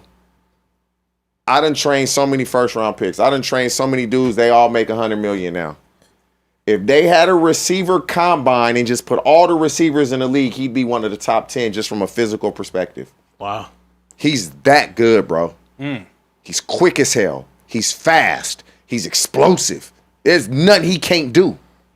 And so if he can get on the field and be the John Mechie that was at Alabama before he came into the league and had cancer and kind of fought through that. Now I think he's starting to feel like himself. If he can join that party of Devin Lloyd and Jalen Phillips, now you got something. But defensively, they were really good defensively last year. Really good. They're going to be much better. But I do agree with you. Can X give them something? Because T-Mac going to give them all they need. T-Mac going to give them everything they need somebody to go with T-Mac. Is that going to be Jalen Coker? Is it going to be Mechie? Is it going to be X? Or is it going to be somebody that they draft? But they going to need somebody that Bryce can rely on outside of T-Mac. Yeah, no, they have a bona fide number 1 with T-Mac as it is right now. And honestly, when you look at that division, NFC South is as open as it's ever been. It's probably the most open division in football. And given what the Panthers have shown last year with Brian Canales, new head coach coming in, and they look like they have some sort of momentum building, these defensive signings for me, huge. And like you said, if they can find a solid enough number 2, they could be the favorite in that division, which is crazy to say because I hate talking Panthers football. This is honestly the worst part of my day. I'm sitting here talking about the Panthers in March. It's terrible. Rome, shut up. It could be the favorite. I'll say Saints, Bucks. The Falcons are the should team be the that favorite. Saints, Bucks, They Falcons. should be. I don't I believe would the say Bucks. could be. They should be. Mike They Evans will gone. be. They will be the favorite. Yeah, like they the Panthers will be. are the Panthers are the favorite in the NFC South. Period. Like it is now in my mind the Panthers division. I agree with like the Falcons. Uncertainty at quarterback. Uncertainty with the Falcons at quarterback. The Bucks have hit their ceiling. They've hit their window with the departure of Mike Evans. I think the team is plateaued, and the Saints are still a year and a half away. So it's the Panthers division in the NFC South. You already had Derek Brown on the first level. Now on the second level, you have Devin Lloyd. Now at the third level, you have J.C. Horn. So at every single level. Defensively, Panthers, check. You got a bona fide wide receiver 1. You have all the talent in the world. He just has to materialize as a wide receiver 2. You got a competent and a solid running back room, and you have a quarterback who has shown you when it matters most, he can get it done. He has to be more consistent, but when it matters most, he can get it done. I'm excited about the Panthers. They were competitive. Yeah, I like what they're doing. I really do. And you know, it was crazy. So we're at the combine, and I was just kind of bored, and I was like, oh, let me go to the gym and work out. Dude, I swear to no lie, it's like 12 people from the Panthers organization in there working out. Coaches, trainers. I'm like, damn. I seen Dan Morgan. I'm like, you make everybody come here and work out? He was like, nah, this is what we do. I mean, I was just in there, and they just come in 30 minutes out. I was only in there like an hour and a half. I probably seen, realistically, like 8 Panthers employees in there working out. So they doing something right. They moving in the right direction. Do you doubt, Kieran, that the Panthers are the best team in the South? Because you mentioned the Falcons. I think the Falcons have that defense, though. I think that makes the difference, though. I would say the Panthers are the best team. The Falcons' offensive skill position players, I think now having Stefanski, you believe in him. I don't know how I feel about Stefanski, but I think they're going to be a new look team that is going to be more offensively explosive this season, possibly getting more guys involved. But I would say the Panthers making these defensive adjustments. I think J.C. Horn is a top 3 corner in the league. Devin Lloyd last year, best coverage linebacker in the NFL. Right. And really honestly, in my opinion, by a wide margin, he was unbelievable last season. Now, Jalen Phillips, you get that elite pass rusher as well to go along with an incredible interior player, Derrick Brown. Panthers are made. If they can run the ball at the same level, I think it's fair to say they got a top 5 D tackle in Derrick Brown. Somebody correct me if I'm wrong. You got a top 5 cornerback in J.C. Horn. Somebody correct me if I'm wrong. And given that there's no really, outside of Fred Warner, who was hurt last year, elite linebacker, you could make the argument that you have a top 5 linebacker in Devin Lloyd. He was top 5 last season. Last year, Fred Warner's been that since he's come in. Fred is last year. Yeah. Yes, Devin Lloyd was top 5. Yeah, yes. You're looking at a top 5 back or a top 5 corner, a top 5 tackle. Like, come on and now. Jalen Phillips, is he healthy? He's a top 10 pass rusher. Yeah, if he's healthy, he's top 10 pass rusher. My issue is this, bro. Do we trust Bryce Young?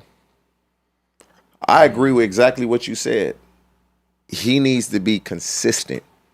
Because when they needed him in crucial moments last year, that last drive, get us in field goal range or win the game, he was doing that. He can do it, bro. He was doing that. He can do it. It's, can you now consistently play like the Bryce Young we seen at Alabama?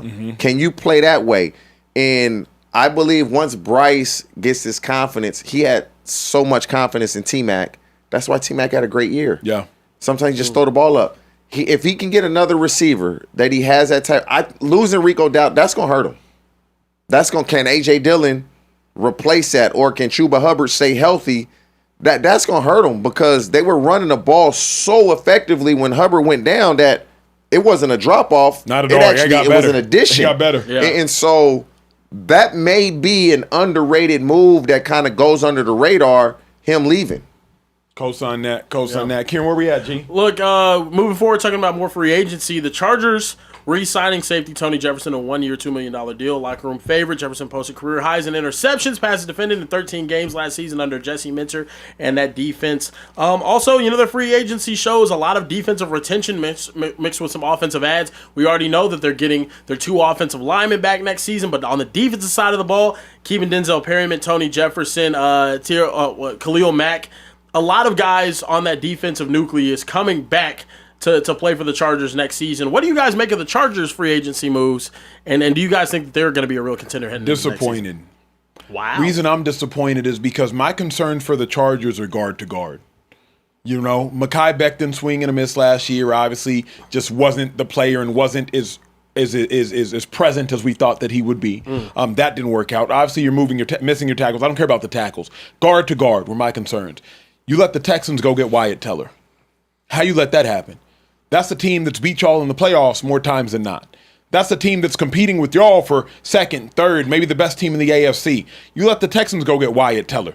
A gigantic, what would have been a gigantic addition for you all. I don't know where the Chargers are from a cap space perspective. T, you'd have to educate me on that. But like Linderbaum, Is that a player you should have looked at? But to me, it's a guard to guard dilemma. Justin Herbert got hit way too much last year. So if you're the Chargers, we haven't solidified that position. And then realistically, if you're the Chargers, you don't have that many dudes on defense. You got Derwin. Khalil's old. He a Hall of Famer, but he's old. Like, you don't have that many dudes, T. In the secondary, you ain't got that corner. Where the dudes? Safety, where the dudes? Backer, where the dudes? Bunch of really good players. Good players. But where the dudes? So this is what the Chargers, I believe they're doing. They didn't have those dudes last year on defense. That's facts. They didn't, outside of Derwin, Khalil Mack gets hurt, missed some games, I believe, with his form. Yep. The system that was implemented, they played well. I would say Derwin's their best defensive player. Deion Henley is probably their second best defensive player. Tui may be their third best defensive player. Younger guys. They're going to draft 2 offensive linemen. I don't mind them not going after Wyatt Teller. I don't, because Rashawn Slater was out all year. He'll be back. True. Joe Alt missed a lot of the season. He'll be back. Yeah. So now you got 2 tackles. So all those hits that Justin Herbert took, just with those 2 guys coming back, they'll be better. They're going to draft an interior lineman, whether it's a center or a guard, and he's going to start. Yeah. He will be a starting rookie. They'll probably draft 2 in the hope whoever they draft in the later rounds one of the first 2 rounds is going to be an offensive lineman. And if they can do that and get a starter out of that bunch, they'll be fine. Here's my fear, though, T. Do you want to put the fate of your franchise on a rookie guard? Because I don't know where Biotish is going to play, right? I don't know if he's going to play right guard. He can play some center. And that's what I'm saying. So, or do you want to put the fate of your franchise? You have to. You have to. Now, there's been a lot of rookie linemen that have come in and done extremely well. And so I just feel like in Harbaugh's system, the way he teaches offensive football, they're going to be fine. Now, Mike McDaniel is coming in. How does what Harbaugh wants to do mesh with how he does things? How does that mesh? But I have no doubt in my mind that they're going to draft a lineman. So if everybody stays healthy, with Slater back, Alt back, how you pronounce the name? Biotish? Biotish. That's 3, and that's 4 really good offensive linemen. Really good. If you have one little weakness, that's okay. You can cover up for him. Let me ask you this. Given the fact that you have a completely new offensive coordinator, should the Chargers not be doing on offense what the Cowboys are doing on defense? Should the Chargers not be doing on offense what the Miami Dolphins are doing as a team, which is, hey, we have a new mind. Let me get players that fit that mind. Albeit the Cowboys are moving from a 4-3 to a 3-4 defensive scheme, but realistically, that is as sharp a change as Mike McDaniel is from Harbaugh as an offensive mind. Is. And Mike McDaniel is from Greg Roman. Like, growing from Greg Roman to Mike McDaniel, that takes completely different personnel. That takes different caliber of players. You need a burner somewhere. You know what I mean? I don't know, though, because when you think about Tyreek Hill, when he was in Kansas City and when he went to Miami, he wasn't really getting down the field. It could be because Tua's arm, but it was a lot of tight splits, breaking routes, posts, slants, digs. Ladd McConkey can do that, no problem. Trey Harris can do that, no problem. Lambert Smith can do that, no problem. Quentin Johnson can be the deep threat, not Tyreek Hill type, but they got receivers that can really separate. Trey Harris can separate, and he's big. Ladd McConkey looks small. He can separate, but he's not small. And he can separate. He's quick. He can run. And so, Arondé Gasson, the tight end that nobody talks about, 5th-round pick, played extremely well last year. And so I like what the Chargers have. It's just, can that offensive line, if the offensive line stays healthy, the Chargers are going to be fine. I agree with that. I do think that this team is going to go as the offensive line goes. Now, losing both of your coordinators does suck. It does. Offensively, it was a needed change. Defensively, hard to find an upgrade other than Jesse Minter, who's been unbelievable at every stop. I think as things go on, though, the same guys that he had out there, if you could find somewhat similar of a defensive play caller. I don't know. You might be more well-versed on who their defensive coordinator is than I am. I think it's going to be interesting to see how they do on that side of the ball. That's actually my concern. If you can have Joe Alton, Rashawn Slater, and Tyler Biadasz, who I think is an awesome pickup as well, if you weren't trusting in Mekhi Becton coming back next year or giving you better than what you saw, I think the Chargers are actually set to have a good year. Amari and Hampton coming back next year, getting healthy. I think they're going to be solid. Kieran, you are right. Yeah. Chargers are set to have a good year, but this isn't a good year conversation. Chargers should have been flirting with AFC Championship games and Super Bowls by now. Justin Herbert's draft classmates, Joe Burrow, been to a Super Bowl. Jalen Hurts already won a Super Bowl. Obviously, Tua has now crashed out and burned, but Tua and Justin Herbert have the same amount of playoff wins. We're not having and it's my fault. Zero. We're not having are the Chargers a good team conversation? Duh. They passed the good team threshold 3 years ago. Yeah. Good's not good enough. Is it fair, though, that he had Brandon Staley as his head coach? Could that be an argument? Is that fair? Now, they didn't win with Harbaugh, a playoff game. Yeah. But who's going to win when your starting left tackle, who you paid a ton of money to in training camp, and then, bow, he got hurt the next week. Yeah. Signs a contract and literally gets hurt the next week. Here's my problem. Harbaugh didn't show up this year. What happened last year? They got beat down by the Texans last year. It's the Texans team that offensively, boo-boo, basically putrid last year as well. Yeah. Justin Herbert the Chargers should have taken this step. So to me, it's not good enough for me to be like, yeah, the Chargers are going to be good. Not when you see the Denver Broncos trading first-round picks for Jalen Waddle. Hell nah. Not when you see the Houston Texans, man. Let me go get David Montgomery. Let me go get Wyatt Teller. Texans making moves. Not when you see your adversaries making legitimate moves and your adversaries in the division. Hell, the Raiders making moves. Hey, if those tackles are back, I'm taking the Chargers over the Broncos in that division. If those tackles are healthy, I'm taking the Chargers over that division. That pass rush that the Broncos have, it ain't pass rushing with them two tackles. Yeah. Is Alt left or right? He's right tackle. Rashawn Slater's left tackle.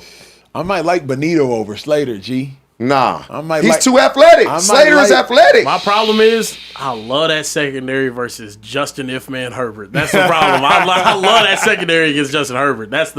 You love the one guy. We just ain't gonna throw at the one guy. I You love like Moss's game? I love. He ain't stopping Ladd or Trey Harris.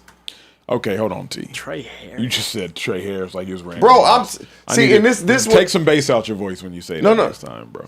So what has Moss done for you to make it seem like he's white starting at corner in the National Football League? What has he done? That's something to me.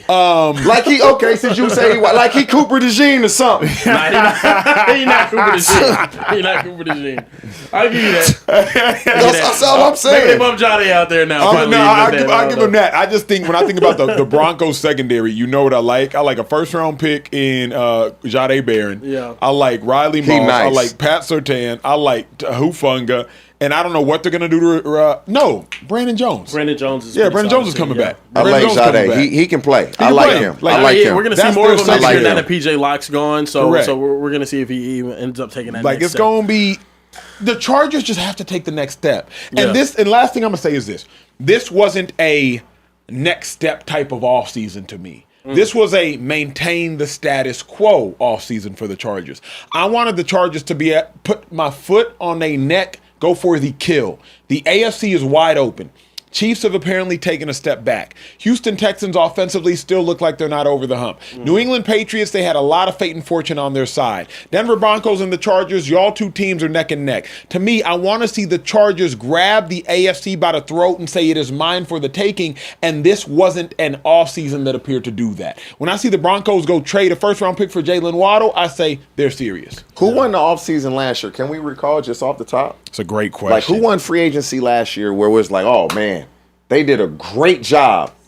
It's a really good question. He said Seattle is crazy. No, I don't think it was Seattle. Nobody spoke of Seattle because it's like, they signed Sam Darnold. Like, nobody was high on that. Season last year. Hold on. That's I'm a not great moving. That's a really good. Hey, in the chat, y'all talk to us now. Y'all smarter than us sometimes. New England, right? And they made it to the Super Bowl. They signed signed Stephon Diggs, the D tackle. Milton Williams. And But so that wasn't. they no. gave him a ton of money. So you obviously look You at know it. who was? Excuse me, Washington Commanders. Apologies. Yeah, they said the Easy. Commanders. The Commanders Now, was the And thing. I'm And not look at looking them. that. My bad, y'all. That's my point. My bad, y'all. That's I should have done that quicker. Commanders. That's my point. Was They said didn't- Minnesota, Washington. No, it was Pittsburgh. Washington. Yeah. you named Minnesota. Laramie Min- Tunsil, and Deebo Deebo Samuel. Samuel. Didn't make the yeah. playoffs. Minnesota didn't make the playoffs. The command. That's what I'm saying. And so when you as a coach Yeah, and an that's fair. organization I like really that. know what you want and you're doing, Yeah, I like that. this is for us to talk about. But teams that really win free agency, you build through the draft. You go Yeah. get a player Yeah. in free agency, but you not winning games through But free last agency. thought though about the Commanders. If Jaden stays healthy and Scary Terry doesn't hold out, It may be different. a lot Maybe. of ifs though. A lot of It ifs. may a lot and of ifs. once it's You crazy still got him how this year, though. Do you feel confident about him? hey, when that receiver holds Hell out, no. it's like something feels like it's gonna happen to him when he come back. Yeah, that's facts. It's crazy. That's fact. Trey, Look, any super chats? yeah. Team? We do have a few super chats Talk to me. that we could definitely get to. K Crazy 215 said, "Delusional Bear, I need you and the rest of those LeBron apologists to stop bringing up that depoy. Okay, the vote wasn't even close. Also, don't bring up that he didn't make the first team all defense. Y'all don't talk about that any other time. Because it's crazy. That's why it doesn't happen other times. Yeah, I'm sorry. A defensive player of the year, Marcus Gasol, should what- if you don't think he's one of the top 5 defenders in the league, why is he winning the best defender in the league award? Make that make sense. You don't think he's the best defender in his position? Why is he winning the best defensive player in the entire NBA award? Go watch LeBron play got no defense that argument year, for bro. that. I'm sorry. I That's think crazy. that was one of the worst. That was one of the snubs bro, ever. That was a huge snub. It was a Ever crazy for snub. a season award. Yeah. Listen, G Quavo 223 said, "Yo, TJ, who is the true wide receiver won this draft? I'm a Browns fan. Shador needs a wideout that can get the 50-50s. And were you there when Brian Russell smoked Ocho? I think I it was was there. 06. Brian Russell, actually, my dog. I was there, by the way.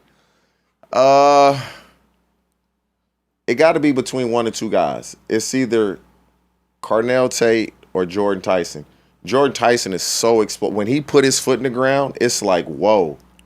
But it's the injury history. Like, he been hurt a lot in college, but he's explosive. I would take Carnell Tate just because of the consistency and no injuries. But if Jordan Tyson stay healthy, he gonna be a problem. Can I ask something? Would you trust a dude to be your number one when he hasn't been the number one at the college level? Talk about it. When you talking Ohio State, I'm assuming, Yeah. right? I just feel like until one of them receivers come into the league and be ass, you just gotta trust it. Cause them dudes just go to the league and they ball, bro. They all do. Like until one of The them only one dudes just disappointing come is, like, to the Marv. league. Like literally, Even then, he's still good. But Marv just got put in a terrible situation. And what sucks for him is he still got the talent physically, but where's he at mentally? Yeah. But yeah, until one of them dudes just can't do it, I'm rolling with them. Yeah. Them That's and facts. Ohio State, LSU receivers, I'm rolling with them. Yeah. Hey, listen, nothing wrong going. We're going with history on the side of that. Chance 4941 said the Steelers are having an underrated free agency. Y'all They agree or are. disagree? They are, but they don't have a quarterback. Like they truly are. They got Pittman, like that a lot. They got a running back. They got Rico. Yeah, they got Rico. Yeah, I they like that a lot. And then 2 safeties. They got the 2 safeties. Yeah, I like what they doing. yeah. They don't have a quarterback. Pittman gonna be Carebear, why you underrated. making that face? Pittman is gonna be an underrated. He gonna catch everything. Yeah. He big as hell, Yeah. and we on the He's field solid. tomorrow. The thing is, just like, I don't know. Why you making that face? We can just go to the next topic. Okay. All like right. Pittman? Well, listen. No. I think Pittman's. To go- I think Pittman's cool. Like for the I think he's a that- Steeler wide receiver. To If I've ever seen compliment one. DK is Yeah, perfect. perfect. It's Yeah. perfect. It's the best skill position group the Steelers have had, I would say, since 2018. It's AB, nowhere Emmanuel near Sanders, them 2018. though. dudes, huh? AB I'm sorry, and it's Juju. nowhere near. And Le'Veon yeah. Bell, it's nowhere near that. I know. I that- just said it's the best they've had since then. best they've had. Yeah, sure. But That's it's all like I'm saying.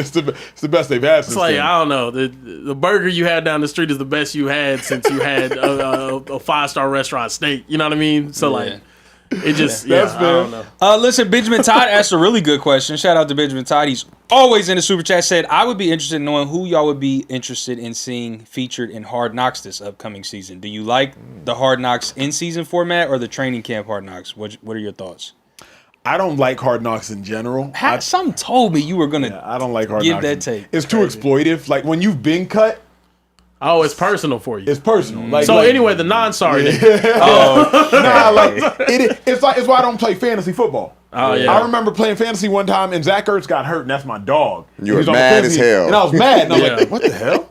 Like, what in me is like that's my friend?" Yeah, right. And I'm mad he got hurt. I was like, "Whoa, check yourself." dehumanized And then Yeah, somebody yeah, play yeah, mad, you piss. Yeah. I'm like, Ach, you got to check yourself. Same thing with Hard Knocks. Like people ha-haing about a dude getting cut, and I'm like, no, I can't. Like, I know y'all don't TJ was a great pickup back in the day. All them receptions, bro. That was Hey, good time. to this day, I will see somebody and they'll be like, "Man, you won me so much money in fantasy Fantasy? football." Yeah. To this day, That's hilarious. all the time. Yeah. Who would y'all want to see? And You know Hard what? Knocks, I would see. No, I was gonna say the Chiefs, but I would love to see the Chiefs this year. That'd be awesome. Mahomes the coming back. Chiefs in I a I would want to proven see year. the Raiders. I would want to see the Raiders. I wouldn't want to see the Chiefs in how, season. how I wanna they see them, yeah. transition with Mendoza, new head New- coach, and the the Matt Max Crosby thing, that's a really situation. good I would answer. want to see the Raiders. that's a really good answer. I know. Yeah, that's In a really season, good I want to answer. see teams like the Eagles. Like we got to see NFC East this past season. Yeah. All season, I would love to see the Chiefs though. How are you guys like rebound? I would love to see it. What Andy Reid's telling everybody right now, when everybody's doubting them. Yeah, And that's he fun. went and got Shady favorite quarterback. Oh, yeah. Round of applause. All right. We got any more? We can keep it moving. Yeah. Okay, I got you. Moving forward, Nick Wright was in the news today, talking about Inside the NBA, the show hosted with Ernie Johnson, Shaq, Chuck, and Kenny. He said it might be the greatest sports show ever, but with that said, I wish they enjoyed basketball more. Before the Lakers and Nuggets game, Chuck is saying, I hope the Lakers lose because he was angry talk shows would take the Lakers seriously. If they're the 3 seed in the West, are people allowed to take them a little serious? Then after the game, they win. And Austin making that unbelievable play and Luka the game winner. And Shaq's like, good teams don't need that. Like, what are we doing? You see more in the NBA of the guys saying that their era was better. You don't see Terry Bradshaw or Howie Long on Fox NFL pregame being like, none of these guys could cut it in the 70s or 80s. Fellas, how do we feel about Nick Wright's standpoint here? And do you guys agree with what he said about basketball I commentary? disagree with Nick Wright, and I disagree with you because I seen your take too. Oh, yeah. I agree. I completely disagree. The reason Inside the NBA is such a great show is because of their personalities. We're not trying to sit there and watch them glaze players that they didn't watch like so many of the NFL shows because, by the way, them NFL shows, them cats not even watching them players and them cats not even watching them games. And it's only one game a week. So, like, I don't want to sit here and just watch former players glaze players. I want to watch players actually keep it a bean and keep it a buck. What makes Shaq Shaq is Shaq's like, hey, I'm not finna watch the bums. Some of them not worthy of being watched. And I am finna watch them dogs. Some of them are worthy of being watched. You know Kenny the Jet is the student of the game. Kenny the Jet is watching everybody. Chuck and Shaq, they finna argue. But I don't want to just sit here and watch a bunch of players glaze the modern generation. You can keep it a bean. If we're being real, only reason Nick Wright's giving this take is because obviously he's obsessed with the Lakers and LeBron James. So he just wants to hear praise of the Lakers and LeBron James. That's Nick Wright's pushback. But I'm not going to criticize the show that's actually figured it out. I don't need to watch a glaze fest. And realistically, bro, what NFL pregame show, halftime show is any good? Fox show's still running out cats that nobody even watch play. Terry Bradshaw. It's crazy. Dude, I can't believe we agree. I just knew we were going to disagree. This is the thing. Nobody that does this football-wise, they're not honest. Thank you. They're not honest. Thank you. They don't have people up there that are honest and will speak their mind. Yes. Chuck speak his mind. Cook. Shaq speak his mind. Could. And Kenny is like the level-headed one.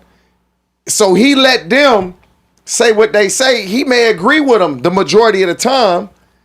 He just don't get in that. The football part of it, these dudes don't speak their mind. They say what you want to hear. And Shaq obviously ain't doing that. And Charles ain't, he not doing that. So I 100% agree with Acho. The people that do it at the football level, when you go on commercial break, that's when they speak their mind. They don't say it when the camera's on. They don't do it. We've become so accustomed to being lied to that we get offended by the truth. And the fact of the matter is, inside the NBA, they speak the truth and they don't care if they offend you. Football shows, They just sit there and lie to you. They want to be America's best friend. Howie and Stray and Terry, they do a great job. You'll never hear them saying anything negative about anybody. Everything can't be positive all of the time. None of those shows are honest because it's praise the sport, praise the sport, praise the sport. I prefer give me objectivity. Give me honesty. Keep it a bean. Chuck is like, if the Lakers win, the talk shows tomorrow, of which he's referencing, likely First Take and Stephen A, because they talk about LeBron the most, are going to sit here and say, the Lakers should be the favorite in the Western Conference. And Chuck is like, the fact of the matter is, even if they beat the Nuggets, the Lakers aren't on the same level as the Thunder. Mm-hmm. That's honest. That's fair. That's true. You come to all these little football shows, everybody just sit here and lie to you and act like everybody is the best player in the world. I'm not with it. I can agree with where you guys are coming from. I do think this show is as great as it is because they're able to criticize and say the things that other sports shows in their same position don't do. They just don't do that. They don't go out there and they don't say, oh, that dude's trash, that dude's sorry, that dude's any. I understand that. But I also think whenever you're looking at the popularity of, say, the NFL compared to the NBA since the 90s, the gap has grown exponentially. And simply because so many people push this narrative of hating the sport now. They take way too many threes. The product's bad to watch. It's terrible. It's not what I used to grow up watching. Whenever you have the players that were in that era not giving any sort of credit, not saying they don't give any sort of credit. They do give credit from time to time. But whenever they're constantly negative about the sport that they're watching, I think it's hard for the viewer to be like, oh, yeah, I should be excited about watching this game tonight.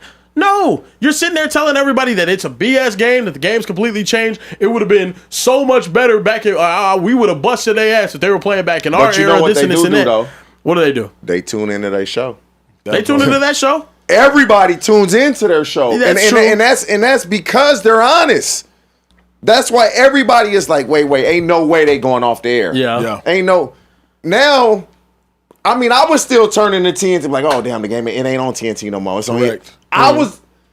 They're so honest. They are honest. That you look forward to hearing what they gonna say. Yes. But I also think because of things like that, we look to criticize before we look to just think about what we're watching. Elaborate. So many times, the narrative about basketball play that we see today, even about the Luka Doncic thing or whatever it is, it's looking to have a lot of analysts are having negative takes on whether a player did this or this wrong, or he's not showing up clutching, he doesn't do this, and it's overly critical. I'm not saying that they're not worthy of receiving criticism or whatever that is. I'm saying we look at basketball in such a negative lens compared to other sports, and because of that, there's so many people that just don't watch because they're constantly being told, this is a horrible product that I'm watching right now. It's not the same. You completely diminish the product whenever you tell everybody that it's not as good as it used to be. It ain't the same, though. I think what Kieran's doing is unfair. How? Well, I think it's unfair is you are now blaming the lack of viewership in basketball on the TV announcers and analysts and opinionists. It's because the player's not playing. So, like, you can't put the responsibility on Shaq, on Kenny, on Ernie, and on Chuck, and not that you're doing it just to those four. The reason basketball and the quality is diminished, the game is diminished. Players are sitting out now. Players go out there and they play for the last quarter and a half of the season and quarter and a half of the game. Like, the product is diminished. The NFL, players are playing. They're playing hard, and they're playing hard for all four quarters. And games are competitive. Competitive, all of them. Worst team, best team, outside of maybe the Raiders. Like, games are competitive. Basketball, an 83-point game, bro, the equivalent of that is like an 8-touchdown game for a receiver. It would never happen. It would never happen. It's a 700-yard passing game for a quarterback in regulation. It would just never happen. Wizards have been tanking for the last 3 months. In football, it would just never happen. Teams can't even tank well. Houston Texans, Lovie Smith just had to go out there and win. So I can't blame analysts for being honest. I'll also ask you, what's a Howie Long take you remember? None. It's a Terry Bradshaw take you remember. Couldn't tell you any Strahan of those. take you remember. Could not tell you. Are they covering a more popular sport by a wide margin? Yes. Absolutely. Yeah. Credit to the sport. Absolutely. Are you watching? Are you turning on your TV? I'm not watching that. This is going to be utter dog shit on a random Sunday. No. A Jags and Raiders game could be tightly competitive, and you're going to flip that thing on red zone and try to watch Trevor Lawrence go win the game later. Carebear. Why would you even care about that? Because we continuously tell people that the basketball product that they're watching is utter dog shit and it's not what it used to be. You're diminishing the game. But it's pregame, postgame show, right? Yeah, and half. You don't watch those in the NFL. Pregame, out here, game come on at 10 o'clock. You turn the TV on at 9:55. Time out, though. Postgame, you're going to another channel to watch the next game. Correct. Sure. The NBA, you're watching the post-game show and you're watching those. Correct. More people are watching the clip of it online afterwards when they go viral for saying the hateful or whatever. Not hateful. I'm not gonna say they're hateful, but saying whatever it was whenever they're clowning somebody or a different player, then they are actually watching the. If that was the case, their viewership would be up. They're not watching. They're not watching at the same level that they used to watch because everyone's telling people basketball is not the same thing that it used to be. Basketball sucks now. And I'm telling you, that's going to be a bad thing moving forward when you tell everybody, hey, these new guys that are playing, even though we're in the most skilled era of the NBA with deeper rosters than ever before, we don't care about that. We don't care that 17 teams have a superstar player. We care that, they're chunking up a bunch of threes. So, Kieran, I think, I don't want to say this. I would say the average basketball fan is more knowledgeable than the average football fan. About the sport? Yeah. Not even remotely close. Yeah. Yes. So because the game it's of also basketball a less complex is game. simpler, So much simpler. more people played it. With that being said, you can't lie to basketball fans.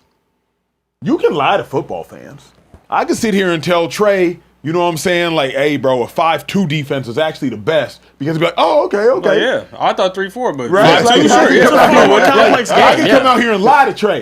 You can't lie to basketball fans, bro. Yeah, no. Try to lie to them if you want to. Try to, man, this is a great game. I cannot wait to... The Wizards... What a phenomenal matchup we've got. Wizards versus the Hawks. Yeah. This is about to be the game. Can't lie to them, bro. NFL try to sell you on that. Yo, this game in London... We got the 4-7 Giants versus the 2-9 Saints. Oh, it's a showdown between Jackson Dart and Tyler Shuck, two young, promising rookies looking to avenge the. We'll do that in the NFL. Yeah. You can't lie to basketball fans, bro. They too smart. You see that? That They're Nigerian scamming Gab just came right out of Carebear. Did you see that? That was crazy. Time out. You really want to That watch? was convincing. Yeah, I'm like, okay, Tyler Shuck. Yeah, Can I rebut that point? Can I rebut that point? Whenever Greg sir. Popovich comes out and says that we figured out the game of basketball and that's the reason why there's that many threes happening and whatnot. Whenever the wisest, smartest coach in NBA history comes out and says that, it's just some shit that gets passed by. Whenever an analyst goes out there and says they chunking all these damn threes, it ruined the game of basketball. That's a more popular take. Not Popovich saying, yo, we've figured out how to play the game at the most efficient way, and that's the reason why it's being played that way, versus someone saying they chunk up all these threes, they score 140 points a game, the game's ruined, it's too spaced out, it's annoying to watch. Why are those two schools of thought different? Because Shaq and Charles played in an era where the game was dominated down low, both of those guys. Of course. And so now, when they see the way the game is being played, to them, it's like, what are they doing? Of course. As soon as they retire, the next two people that will take their place will be from this era. Yeah. And things will change. It's a cycle. Things will change. But I don't have a problem with it. I really don't, because they're being honest. My point... Like, some people call it hate. Yeah. No, it's not hate. They're just being honest. I don't think... I want to make things clear. I don't think Chuck or Shaq or Kenny or any of them are actually haters. I think they genuinely watch the game. They're overly critical, and that's okay. I think now this is more of just a macro point of view. The NBA's ratings, their viewership is down. Their viewership is not what it used to be. And all of the people that are put in places to talk about the game at the biggest platform constantly shit on it. So is it really just the product's that bad and basketball is just going to be something that ends up dying off being the fifth most popular sport? 140 to 132 is the problem. Okay. That's the problem. 140 to 132 is the problem. But to me, that can be an entertaining basketball game. We talked about the Lakers and the Nuggets being one of the most entertaining games of the season. You know what the final score in that game was? Like 128 to 130. But that because it went to overtime also. Yes, that's fine. But that's why nobody likes All-Star game, because it's 160. You want to see excitement. Yes. But you want to see competitive excitement. We see competitive excitement though. But The playoffs every last year were every excitement. game isn't like the Lakers game against the Nuggets. The majority of the games, it looks close, but it was really a blowout. Yeah. It's a bunch of garbage points at the end. That's the problem. I'll say this though too.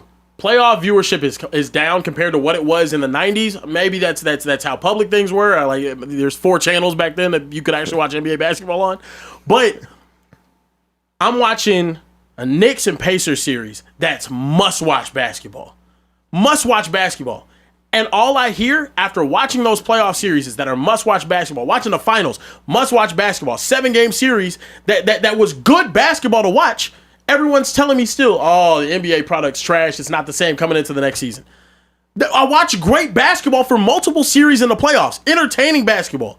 Good defensive basketball. Yeah, I don't have no problem with the playoffs. And that to me is my problem, though. But the playoff ratings are down. Why? Because I think everybody has this negative standpoint on what the game has turned into today. But it is what it is. We'll agree to disagree on that one. Keeping it pushing, we have to talk about Russell Westbrook, who tonight is now in top 5 all-time assists. Fellas, he did it for the Sacramento Kings. It's so nasty.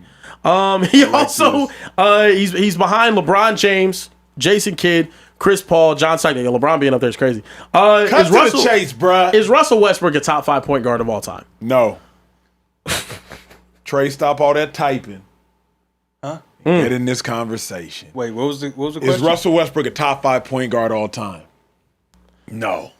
Russell Westbrook is one of the most athletic players the game of basketball has ever seen. He's a transcendent player. Who's your top 5? Magic. No order, just 5. I'll give them to you in order. Okay. Let me go Magic. Okay. Let me go Steph. Okay. Let me go Zeke. Let me go Kid. Let me go CP3. I'm not saying Big O just because he won an MVP before integration. Is it fair to say Steph Curry when he really plays like a 2 guard? Steph run point. But he plays like a 2 guard. He's point. His point. Yeah. Steph a point. So like you can say Oscar Robinson, but I don't vote for pre-integration players. So I can't say Big O. Honestly, I want to tip my hat to like a true points like Stockton, a true point like Nash, but I won't even include them. Magic Johnson, Steph Curry, Isaiah Thomas, Jason Kidd, Chris Paul. Here's my reasoning. Every player I named is more conducive to winning than Russell Westbrook. And if you are a point guard, you are the ultimate driver of a team. You are either the engine or you are literally behind the wheel. So a team goes as a point guard goes. And the fact of the matter is, CP3, though never won a championship, y'all saw what happened to the Phoenix Suns when he showed up, when he departed, and before he arrived. Steph Curry goes without saying. Magic Johnson goes without saying. Isaiah Thomas goes without saying. And somebody who can co-sign this, I know Kieran, and I went to those NBA Finals. Jason Kidd is a 37-year-old point guard on the most severely mismatched team in NBA Finals you could suggest history, helped the Dallas Mavericks win their first championship running point. So with that being said, that's my 5. Russell Westbrook, superstar talent, superstar athlete, all of the things. Top 5 point guard, let's not be prisoners of the moment. When you name the guys that you named, that's fair. It is. But his story is still being written. And so I'm assuming he's going to play another year or 2. Okay. Maybe things change. But that is fair when you name the guys that you named. But I'm probably in a different segment of a lot of people. I think Russell Westbrook kind of gets discredited for the way he plays. He does. Russell Westbrook, yeah, baller. And when you look at the way he came up, wasn't highly ranked in high school, wasn't highly recruited, going to UCLA, leaves after his freshman year and gets drafted really high, but it was just all on potential. And he reached that potential and then some. And so, but top 5, once you name those guys, I don't think anybody could argue that. And I could give you a couple more. I was just being kind. John Stockton, you gonna throw him out there? Yeah. Because here's my thing is, and Steve Nash. call me a glutton for integrity, but like to me, I'm a glutton in large part for the integrity of what point guards really used to be. Like point guards really used to be distributors of the basketball and enhancing everybody around. Those them. guys are no longer coming into the NBA. Correct. Those the John Stockton, the Chris Pauls, the Steve Nashes. That's what they were supposed to be. It's a completely different position now, which is Rondo why was probably the last closest. That's it. Rondo really was. Guard. That's it. This is my problem. Well, CP3 really was. Yeah. But I mean, It's hard to quantify because the position has changed so much. The modern day point guard will look like Cade Cunningham or a Jalen Brunson or a Luka Doncic, or like they're supposed to go out there and give you 25 a game. If they're exactly. If they're a really solid point guard. Russ's stats. Don't start that. No. Please, Look, you have to. The thing is, you can't discredit stats when it's him. I'm not a Russell Westbrook fan like that. I'm really not. I don't think his style is conducive to fair, winning. right? I don't think he's a championship player. Listen, all right. It has to be a part of the equation. Winning an MVP at the point guard position has to be a part of the equation whenever you're comparing him to other players that weren't awarded the best player in the NBA for that season. But here's the problem, bro. You were comparing. John Stockton wasn't capable of winning MVP. No, that wasn't his play style. Bingo. You know what I'm saying? Like, so it's unfair to equate a guy who had the usage rate of Russ to a guy in John Stockton when the objective of the point back in the 80s and the 90s was make everybody around you better. The objective of the point in the 2010s and currently is be the best player on the floor. So, like, the objective of the point back in in the 90s was, hey, get Malone the best bucket. Hell, ask Steve Nash. Yeah. Steve Nash, he won MVPs averaging 18 and 10. 18 points ain't winning you MVP no more. Go check. I think Steve Nash averaged 18.8. He shouldn't have won that. He shouldn't have won that 12. I think he MVP. averaged 18 12. and I think for one of them, He shouldn't have won it anyway. You know what I mean? It's just hard now. That's the reason why I don't think we should be comparing eras and different players, because the game has changed so much. Nowadays, a point guard is asked to do completely different things. A point guard can be your top rebounder. A point guard should be your top assist guy, your points guy, and your rebounder, like you've seen with I need your top Russ. 5. You doing all this talking. I need your top 5. I need your top 5. Steph and Magic, untouched, Yep, top 2. Top 2. After that, I'm hearing arguments for Russ. I'm not saying I'm agreeing. I said I'm hearing arguments for Russ. I'm hearing them. I have to hear them. After just two? So no. Look. After just 2 names? Hold up.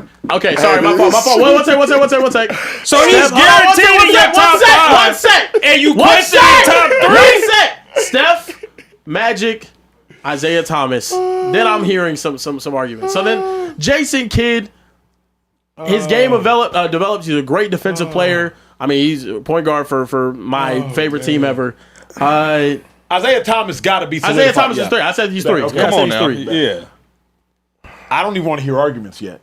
I don't either. I don't want to hear arguments. CP3, I think CP3's up there. Terrified me. I think CP3's up there. By 6, I'll hear arguments. Yeah. For sure. As soon as I mention Stockton, he's gonna be. If you want to argue, as soon as I mention Stockton, if you want to argue, I'm like, fine. Can we get nasty then? Can we get nasty? Yep. Pause. Can we get nasty? Talk to me.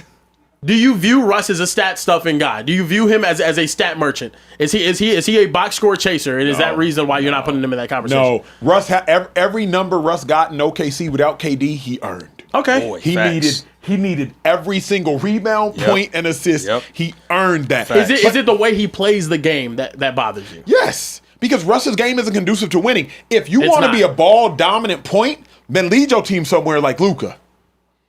You feel me? But you want to be a ball dominant point, and your team can't get past the semis when you're the leader.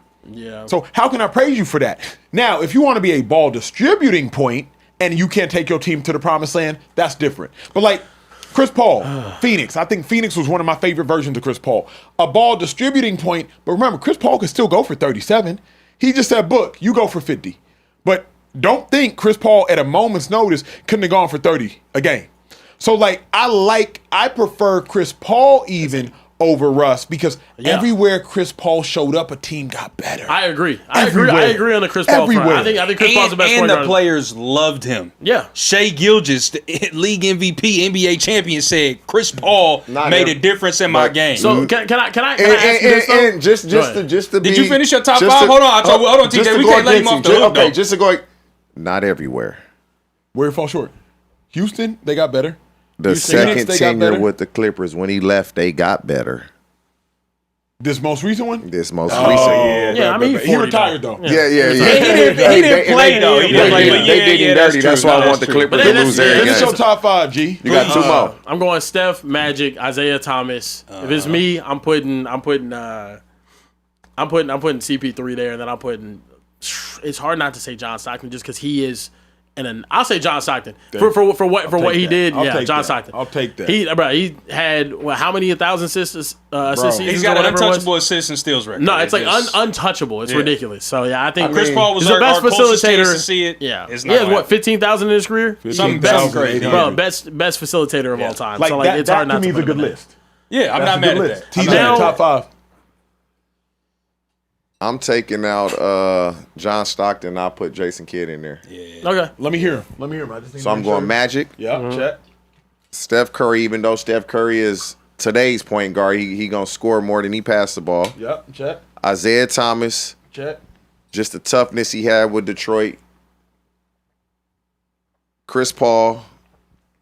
Jason Kidd. Can I jump We got in here? his though. Because I don't think John Stockton game translate at all to today's game. And people say, okay, he would have been able to. I'm not sure. You're not big. You're not athletic. Right. You're not athletic. He's closer to TJ McConnell than he is the best point guard. He played a lot. Yeah, he played. He'd be a backup. You're not athletic. You're not big. Pick and roll with Karl Malone. Like that doesn't translate. Yeah.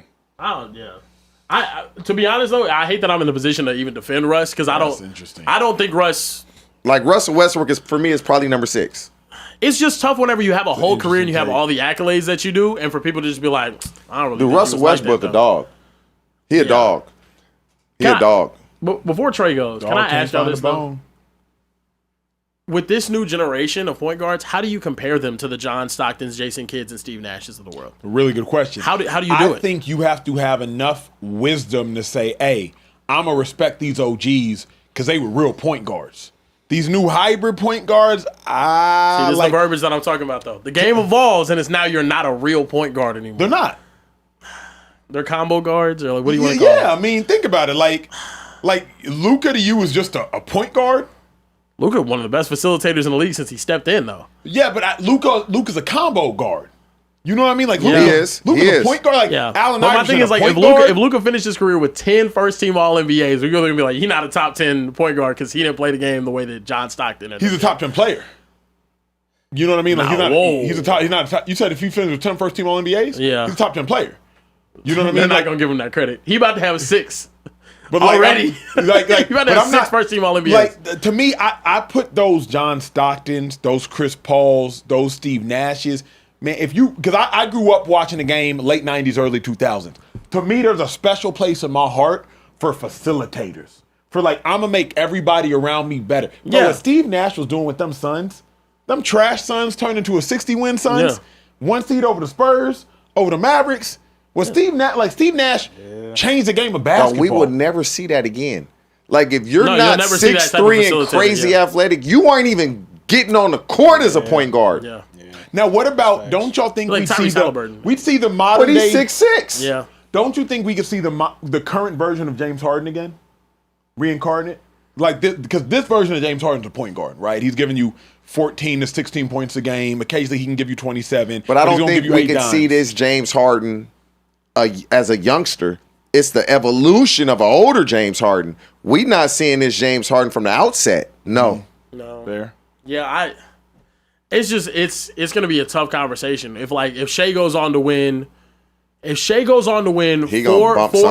championships and 5 MVPs or something, is he now the greatest point guard of all time over Steph? You count Shea as a point. I can't. Shea is a point, though. I can't process in my mind Shea being a point guard. He is. Because the way I grew up watching basketball. But that's like Steph Curry also. Steph came into the league playing an actual point. That's the difference. But I don't care what you played in college. Yeah. You don't play that in the NBA. You're really a 2 guard. But because he's smaller, you say he's a point guard. Here's why I disagree with you.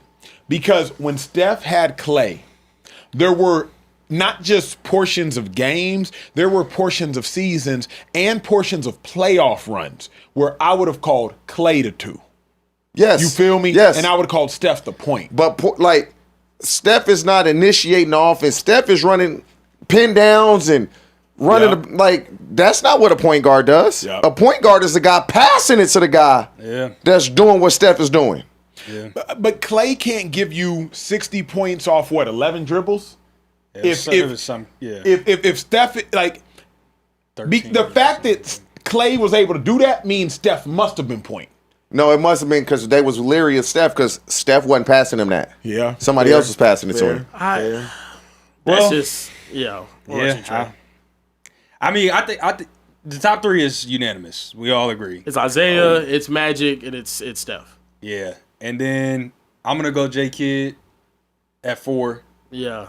My favorite point guard. I wore 5, all the things. And then I'm going to go Russ. I love J-Kidd too. So. And I'm going to go Russ 5th. How? Why? The intensity. But That's what we using. That's what we leading with. The intensity. We average a triple. Hey, you'd rather a guy play with intensity than not. We led with all-time assists and steals leader for Stockton. Keep going. Intensity. Okay. Argue me Chris Paul then. Why does Chris Paul deserve to be on that top 5 list? Hasn't won a championship, not a league MVP. Couple things. Number one, never averaged a triple-double. Number one, Chris Paul got a team to a finals. First thing. Okay. Russell Westbrook never did that as a leader. Number one. Number two, Chris Paul made everybody around him better. Iterations. Lob City. Yep. Oh, let me go help rebuild Devin Booker and DeAndre Ayton's lost selves. Oh, let me go to DeAndre Jordan. No, I'm saying Phoenix. Oh, in Phoenix. Yeah. Oh, I thought you were talking about Lob City. I said Lob City. Yeah, first Okay. Lob City. Close that chapter. Yep. Then let me go help Devin Booker and DeAndre Ayton. Got it. And then in between that, if I'm not mistaken, Houston, when Harden was trying to figure his life out, oh, let me go help him too. Yeah. So like to me, everywhere Paul is gone, he's made everybody better. Russ has made teams worse. Yeah, can I not lie? Hello. The Rockets with Russ versus the Rockets with CP3. Russ has made teams worse. Russ made the Rockets worse. And then, like they were both in the same situation Talk with the about the same Lakers. number one. And one of them elevated him. Now we can't do the Lakers. Nah, we can't talk about the Lakers. No. We can't talk about the Lakers. We absolutely have to talk about the Lakers. We have to. They sent him away, and where did they go? The Western Conference Finals. No. They wouldn't have been there if they didn't do that, bro. We're not doing that. The Lakers stop for Russ is the equivalent of the Phoenix stop for CP3. At the points in their careers, Russ still had about 4 more viable years after that Lakers stint. CP3 had about 4 more viable years towards the tail end of that Phoenix stint. They're similar in their points in their career, The most bro. telltale sign is Houston, though. Houston got rid of CP3 thinking that Russ was going to go in and be better. Wasn't even close to being better. They were a worse team. But here's why I can't rock with Acho's argument with CP3 and the Russ thing, because you just said more than a few minutes ago. Okay, what'd I say? The point guard is either the engine or behind the wheel. Yep. So for you to discredit Russ's finals appearance, and he didn't lead that team, of course, we all know Kevin Durant. He was led the engine, that but team. Russ is behind the wheel. But Russ is behind the wheel, so you got to give him that much credit. You just said that no more than a few minutes ago. So you are a brilliant mind. You're a great orator. Nah, shut up. You are a great debater. You are a great debater. I would love to hear you argue your way out of this one. I would say this. Number one, the reason that the Thunder broke up was in large part because of Russ's limitations of his game. CP3 in large part. I his can't give you limitations. that. James Harden said I'm too big for this stage. No, I'm talking about KD and Russ. Oh, that okay. version. Okay. KD knew Russ was limited. Got you. Yep. Nobody's ever looked at CP3 and been like, you know what?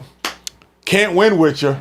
Sorry. Yeah. Like nobody, you couldn't fix your lips to say that because CP3 plays a game that is pliable. Oh, you need me to give you 25? Bet. But I can also take a step back. Russ is a ball dominant. I need to score, but I can't shoot caliber player. Yeah. So that would be my only. That would be my only Russ retort. just does not play championship basketball. He's not, and also he's not a championship supplementary player though too. No, You tried to see him play a secondary role with the Lakers, and boy, he was hitting the side of the backboard on 18. But I can go with that was take tough. though. Russ over CP. I could go with that one. Yeah, I could go with that one. I can hear you. For me, it's just I'm okay with that. I can hear your argument. My problem is the to one-to-one comparison. to use Kieran's idiom, they are two cheeks of the same ass. Yeah. Now, it's not a CJ Stroud type of ass. Yeah. You know, it's a you want to look at it. Yeah. Because they're both great point guards, right? Yeah. They deserve to be in the top 5 conversation, but neither have won. But for me, the individual accolades, which is what I think I use to judge the top 5. You know what I mean? Let me see you and raise you then. Steve Okay. Nash. Conversation closed. Individual accolades. Conversation closed. Back to back. Yeah. Conversation closed. Transcend the game. But I value going out and playing the brand of basketball in terms of like the intensity, the level, the stat stuffing, the stat sheet stuffing that Russell bro, to do what he did at the point guard position, averaging triple doubles for seasons. Okay, well, seasons. Then put Oscar Robertson in there. I can't put the big O in there. Also, the chat may kill me. All the OGs watching. Also, I'm sorry. Them guys it's hard to put people in there. It's hard to put people in you didn't see Let me jump in here though too, because even on hard. accolades, we talk about the championships or the MVPs more than we do, bro.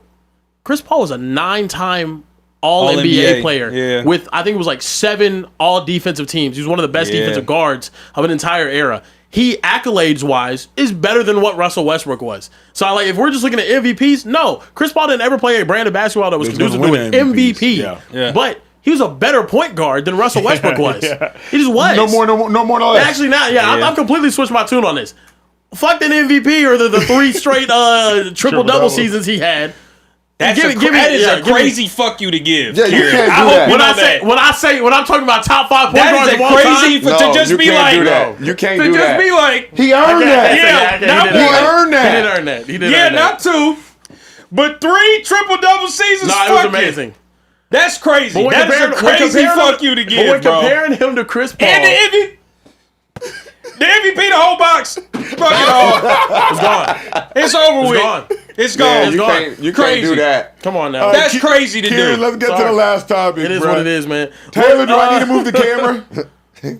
No, I'm screwed over. You good. Problem solved. I tried to just. He almost broke the screen, though. That would have been right out of your pocket, bro. That desk would have never came. That's 2 weeks of pay. Look, for the TV. We got to keep it pushing. Last topic of the day. Jarvis Landry and Leonard Fournette on their 4th and South podcast talked about Kevin Stefanski and said that he's a coach that they never want to play for. I'll let you guys take a listen. You know, picking on the coach, what's his name again? Kevin Stefanski.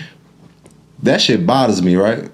You know, even the shit he had going on with Shador, you know what I'm saying? Yeah. And if you have a guy there that could be your franchise maker, that can change the organization, you know, and I'm not sure what was going on in his brain or why he didn't want to play him or whatever the case may be, it doesn't matter. But I have a problem with coaches like that.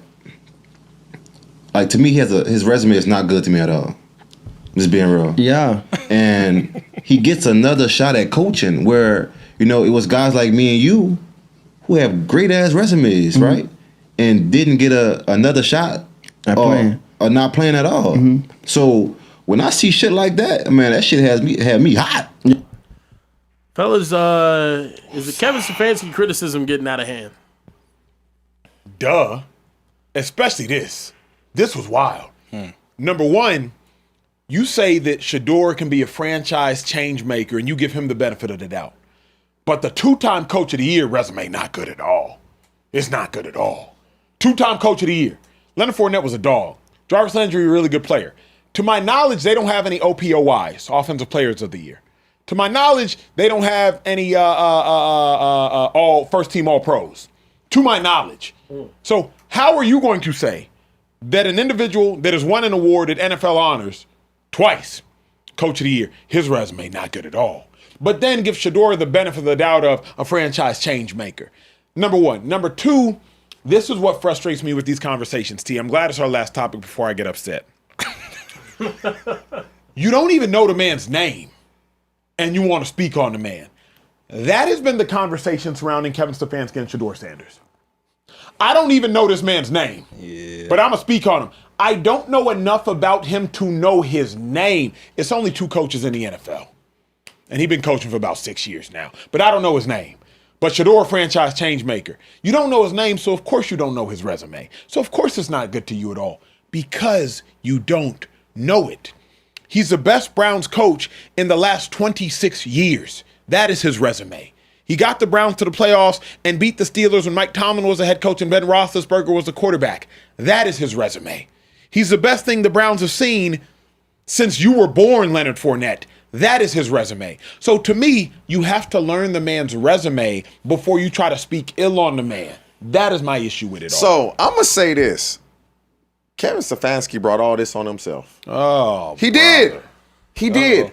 By one you don't have a quarterback in Cleveland. Correct. You don't have a quarterback at all in Cleveland. You know you don't have a quarterback. The way he would answer the questions is the reason I said what I said. We don't see head coaches talk like that. We hadn't seen head coaches talk like that. So he has nobody to blame but himself when he gets ridiculed and talked about in this light. Let me argue with you. T, you said two things. We don't see head coaches talk like that. We haven't seen head coaches talk like that. It's not because the coach ain't been talking. It's because we ain't been looking. We were so obsessively, disgustingly obsessive, myself included, with everything Shedeur Sanders related that we decided to nitpick every word Kevin Stefanski said and every word Kevin Stefanski omitted. In what world do we care that much about what a coach says about a 5th-round pick? Now, Shedeur's a first-round talent, but what? You don't have a quarterback. If you don't have a quarterback, and the public wants to see it, your fan base wants to see it. Because if you have a quarterback, nobody cares that Shedeur isn't playing. Nobody cares that he isn't getting reps. If you're winning games, nobody cares. You were doing none of those things. And so now when the question is, oh, yeah, I don't know. They normally don't talk like that. And so it was almost he was off-putting. That's why he gets these type of reactions. Tyler Shuck was a 2nd-round pick. Tyler Shuck, presumably, based on how the season ended, probably should have been starting week 1. Spencer Rattler, a 5th-round pick. What the hell has Spencer Rattler done in the NFL? Really good college player at Oklahoma before getting taken over by Caleb Williams. We did not hear of one Kellen Moore interview. Nobody was booing Kellen Moore for not starting Tyler Shuck week 1. Nobody was like, Kellen, you drafted him in the 2nd round. Nobody was like, Kellen Moore, Spencer Rattler's a bum. What the hell? Nobody's doing that. You know why? Why? Because nobody thought Tyler Shuck was supposed to be drafted in the 1st round. He got drafted right where everybody thought he would be drafted. Correct. Everybody thought and assumed Shedeur would go somewhere in the 1st round because of what he did. And I'm not like taking up for Shedeur at all. I'm saying when Kevin Stefanski says what he says, you open yourself up to these things. Let me ask you a hard question. Kieran, I want you to answer too. Because Kieran, you know the draft, and Trey, you be working with these college kids. If you were to redraft in order, Cam Ward, Jackson Dart, Tyler Shuck, Shedeur Sanders. What order would you draft them in?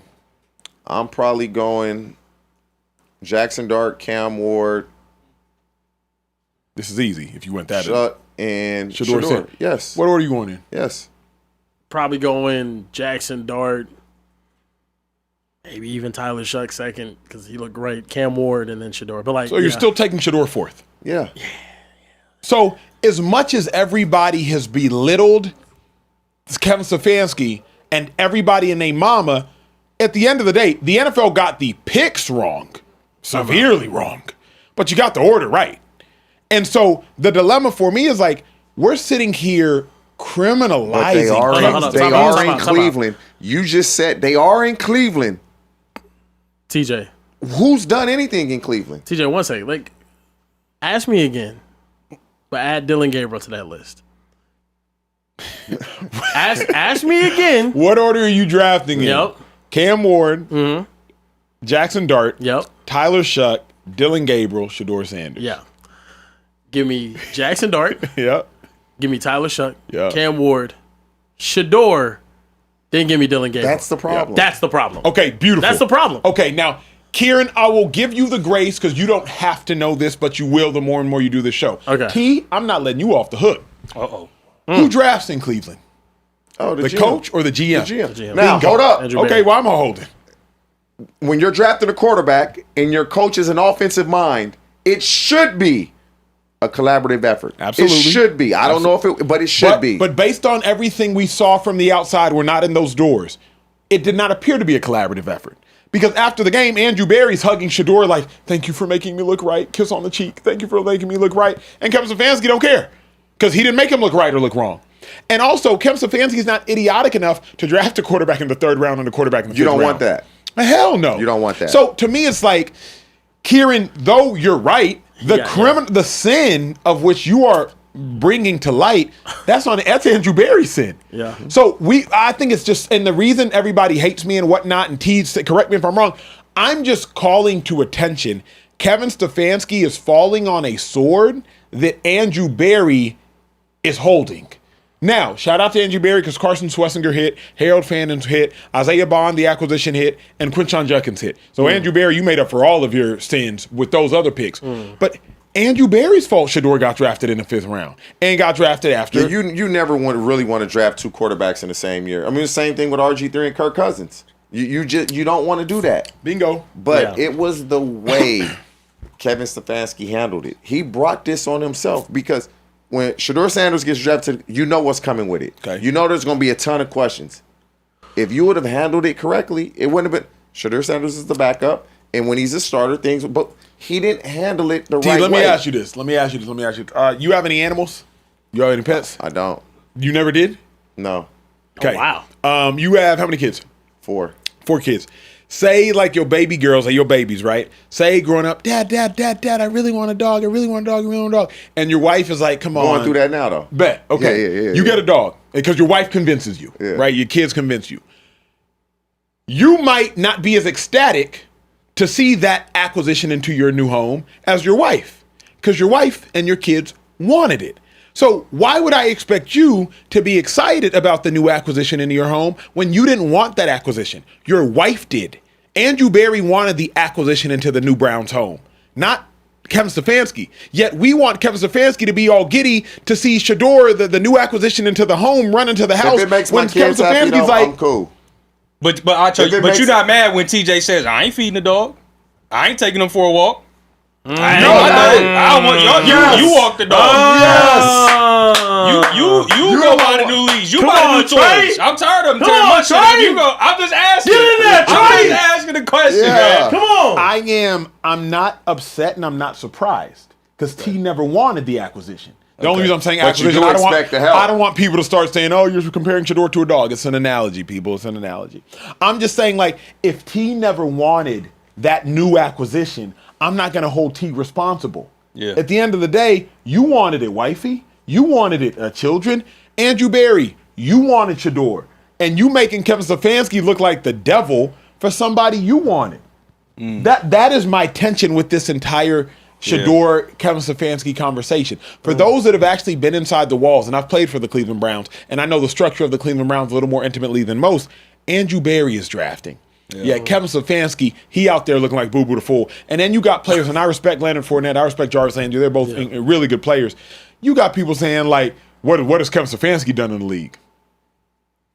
I mean, it's really what have you done lately? Say that. 7 wins. Nothing. 2 years. Say that. Wins, 2 years. Yeah. Say that. But like, I think Stefanski's gotten a bad rap because now people act like he can't coach. Not really though, because when you're an offensive guy, you got to play good offense. Yeah. You can't be an offensive guy and your defense is what we're talking about. Yeah. That's why.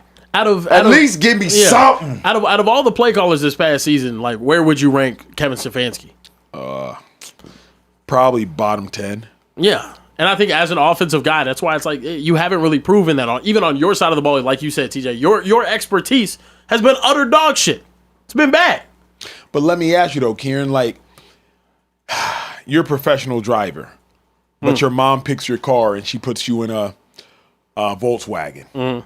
And you're like, Mom, I'm a race car driver. Yeah. And she gives you a Volkswagen. It don't matter how good of a driver you are. They gave him Deshaun Watson when Deshaun Watson was in the midst of 26 lawsuits, emotionally, physically, all types of distress, spiritual distress.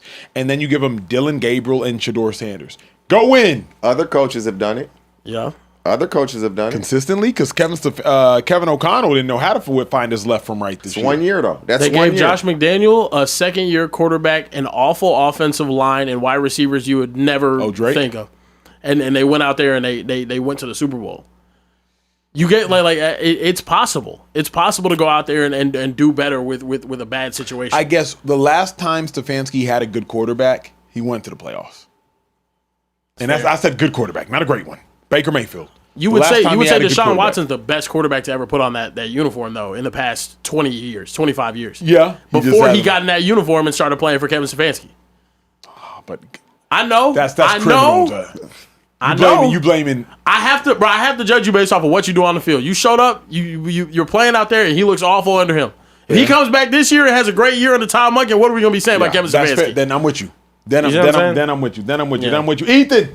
Oh, we had super chats? Let me see. Hey, you speak now, forever draw peace. Hold draw peace, y'all. Listen, this is it. JoJo04 D3G said Steph is still a point guard. He just doesn't create with passing. He creates with his gravity. Defense is focused on him so much that his teammates get open, which is still playmaking. You can run it behind us. Even if he's not the one getting the assist. Yeah, I agree.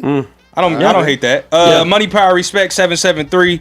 Shout out to all the Chicagoans out there. Said, what do you guys think of the looming NBA expansion? I think 2 more teams would be bad. Not enough talent to go around. I like it. I think there's not enough talent to go around. I like that. it. No, that ain't it. I think if you look at where the league's at in terms of talent compared to the last expansion that they had, there's more talent now. Man, you NBA look at got all bigger these fish young to fry. players coming into NBA. I like it. Y'all can't even get the All-Star game right. I'm supposed to trust y'all to get 2 more teams. Come on now. Hey, man, there's 30 more jobs for players that will be playing overseas. I love it. I love that too. But then I also think about how the disparity between the East and the West. That is a huge issue. Now you're going to add 2 teams to inflate that issue even more. They should have sent Cooper Flag to the East. Yeah, but even still, this is only one guy. The East is atrocious. East is atrocious. That's all I got in terms of the super chats. All right, well, ladies and gentlemen, we appreciate you guys tuning in here tonight. It's been an amazing show. Make sure you guys make sure you guys hit that subscribe button. When you hit that subscribe button, hit that bell button to be notified when we're going live next, which will be tomorrow night, 11:15 p.m. Eastern, 10:15 p.m. Central, 8:15 p.m. Pacific time. And here in the Speakeasy, we just don't respect Mountain Time. Unless Trey's beautiful daughter, Maylin, is in the building. We will respect Mountain Time because that is where she resides. For Carebear, Kieran, TJ Hushman, Zada, Emmanuel Stefanski, Social Trey, and everyone in the back. Make some noise in the back. Hey! We will see you guys next time right here in the Speakeasy. Stefanski is crazy.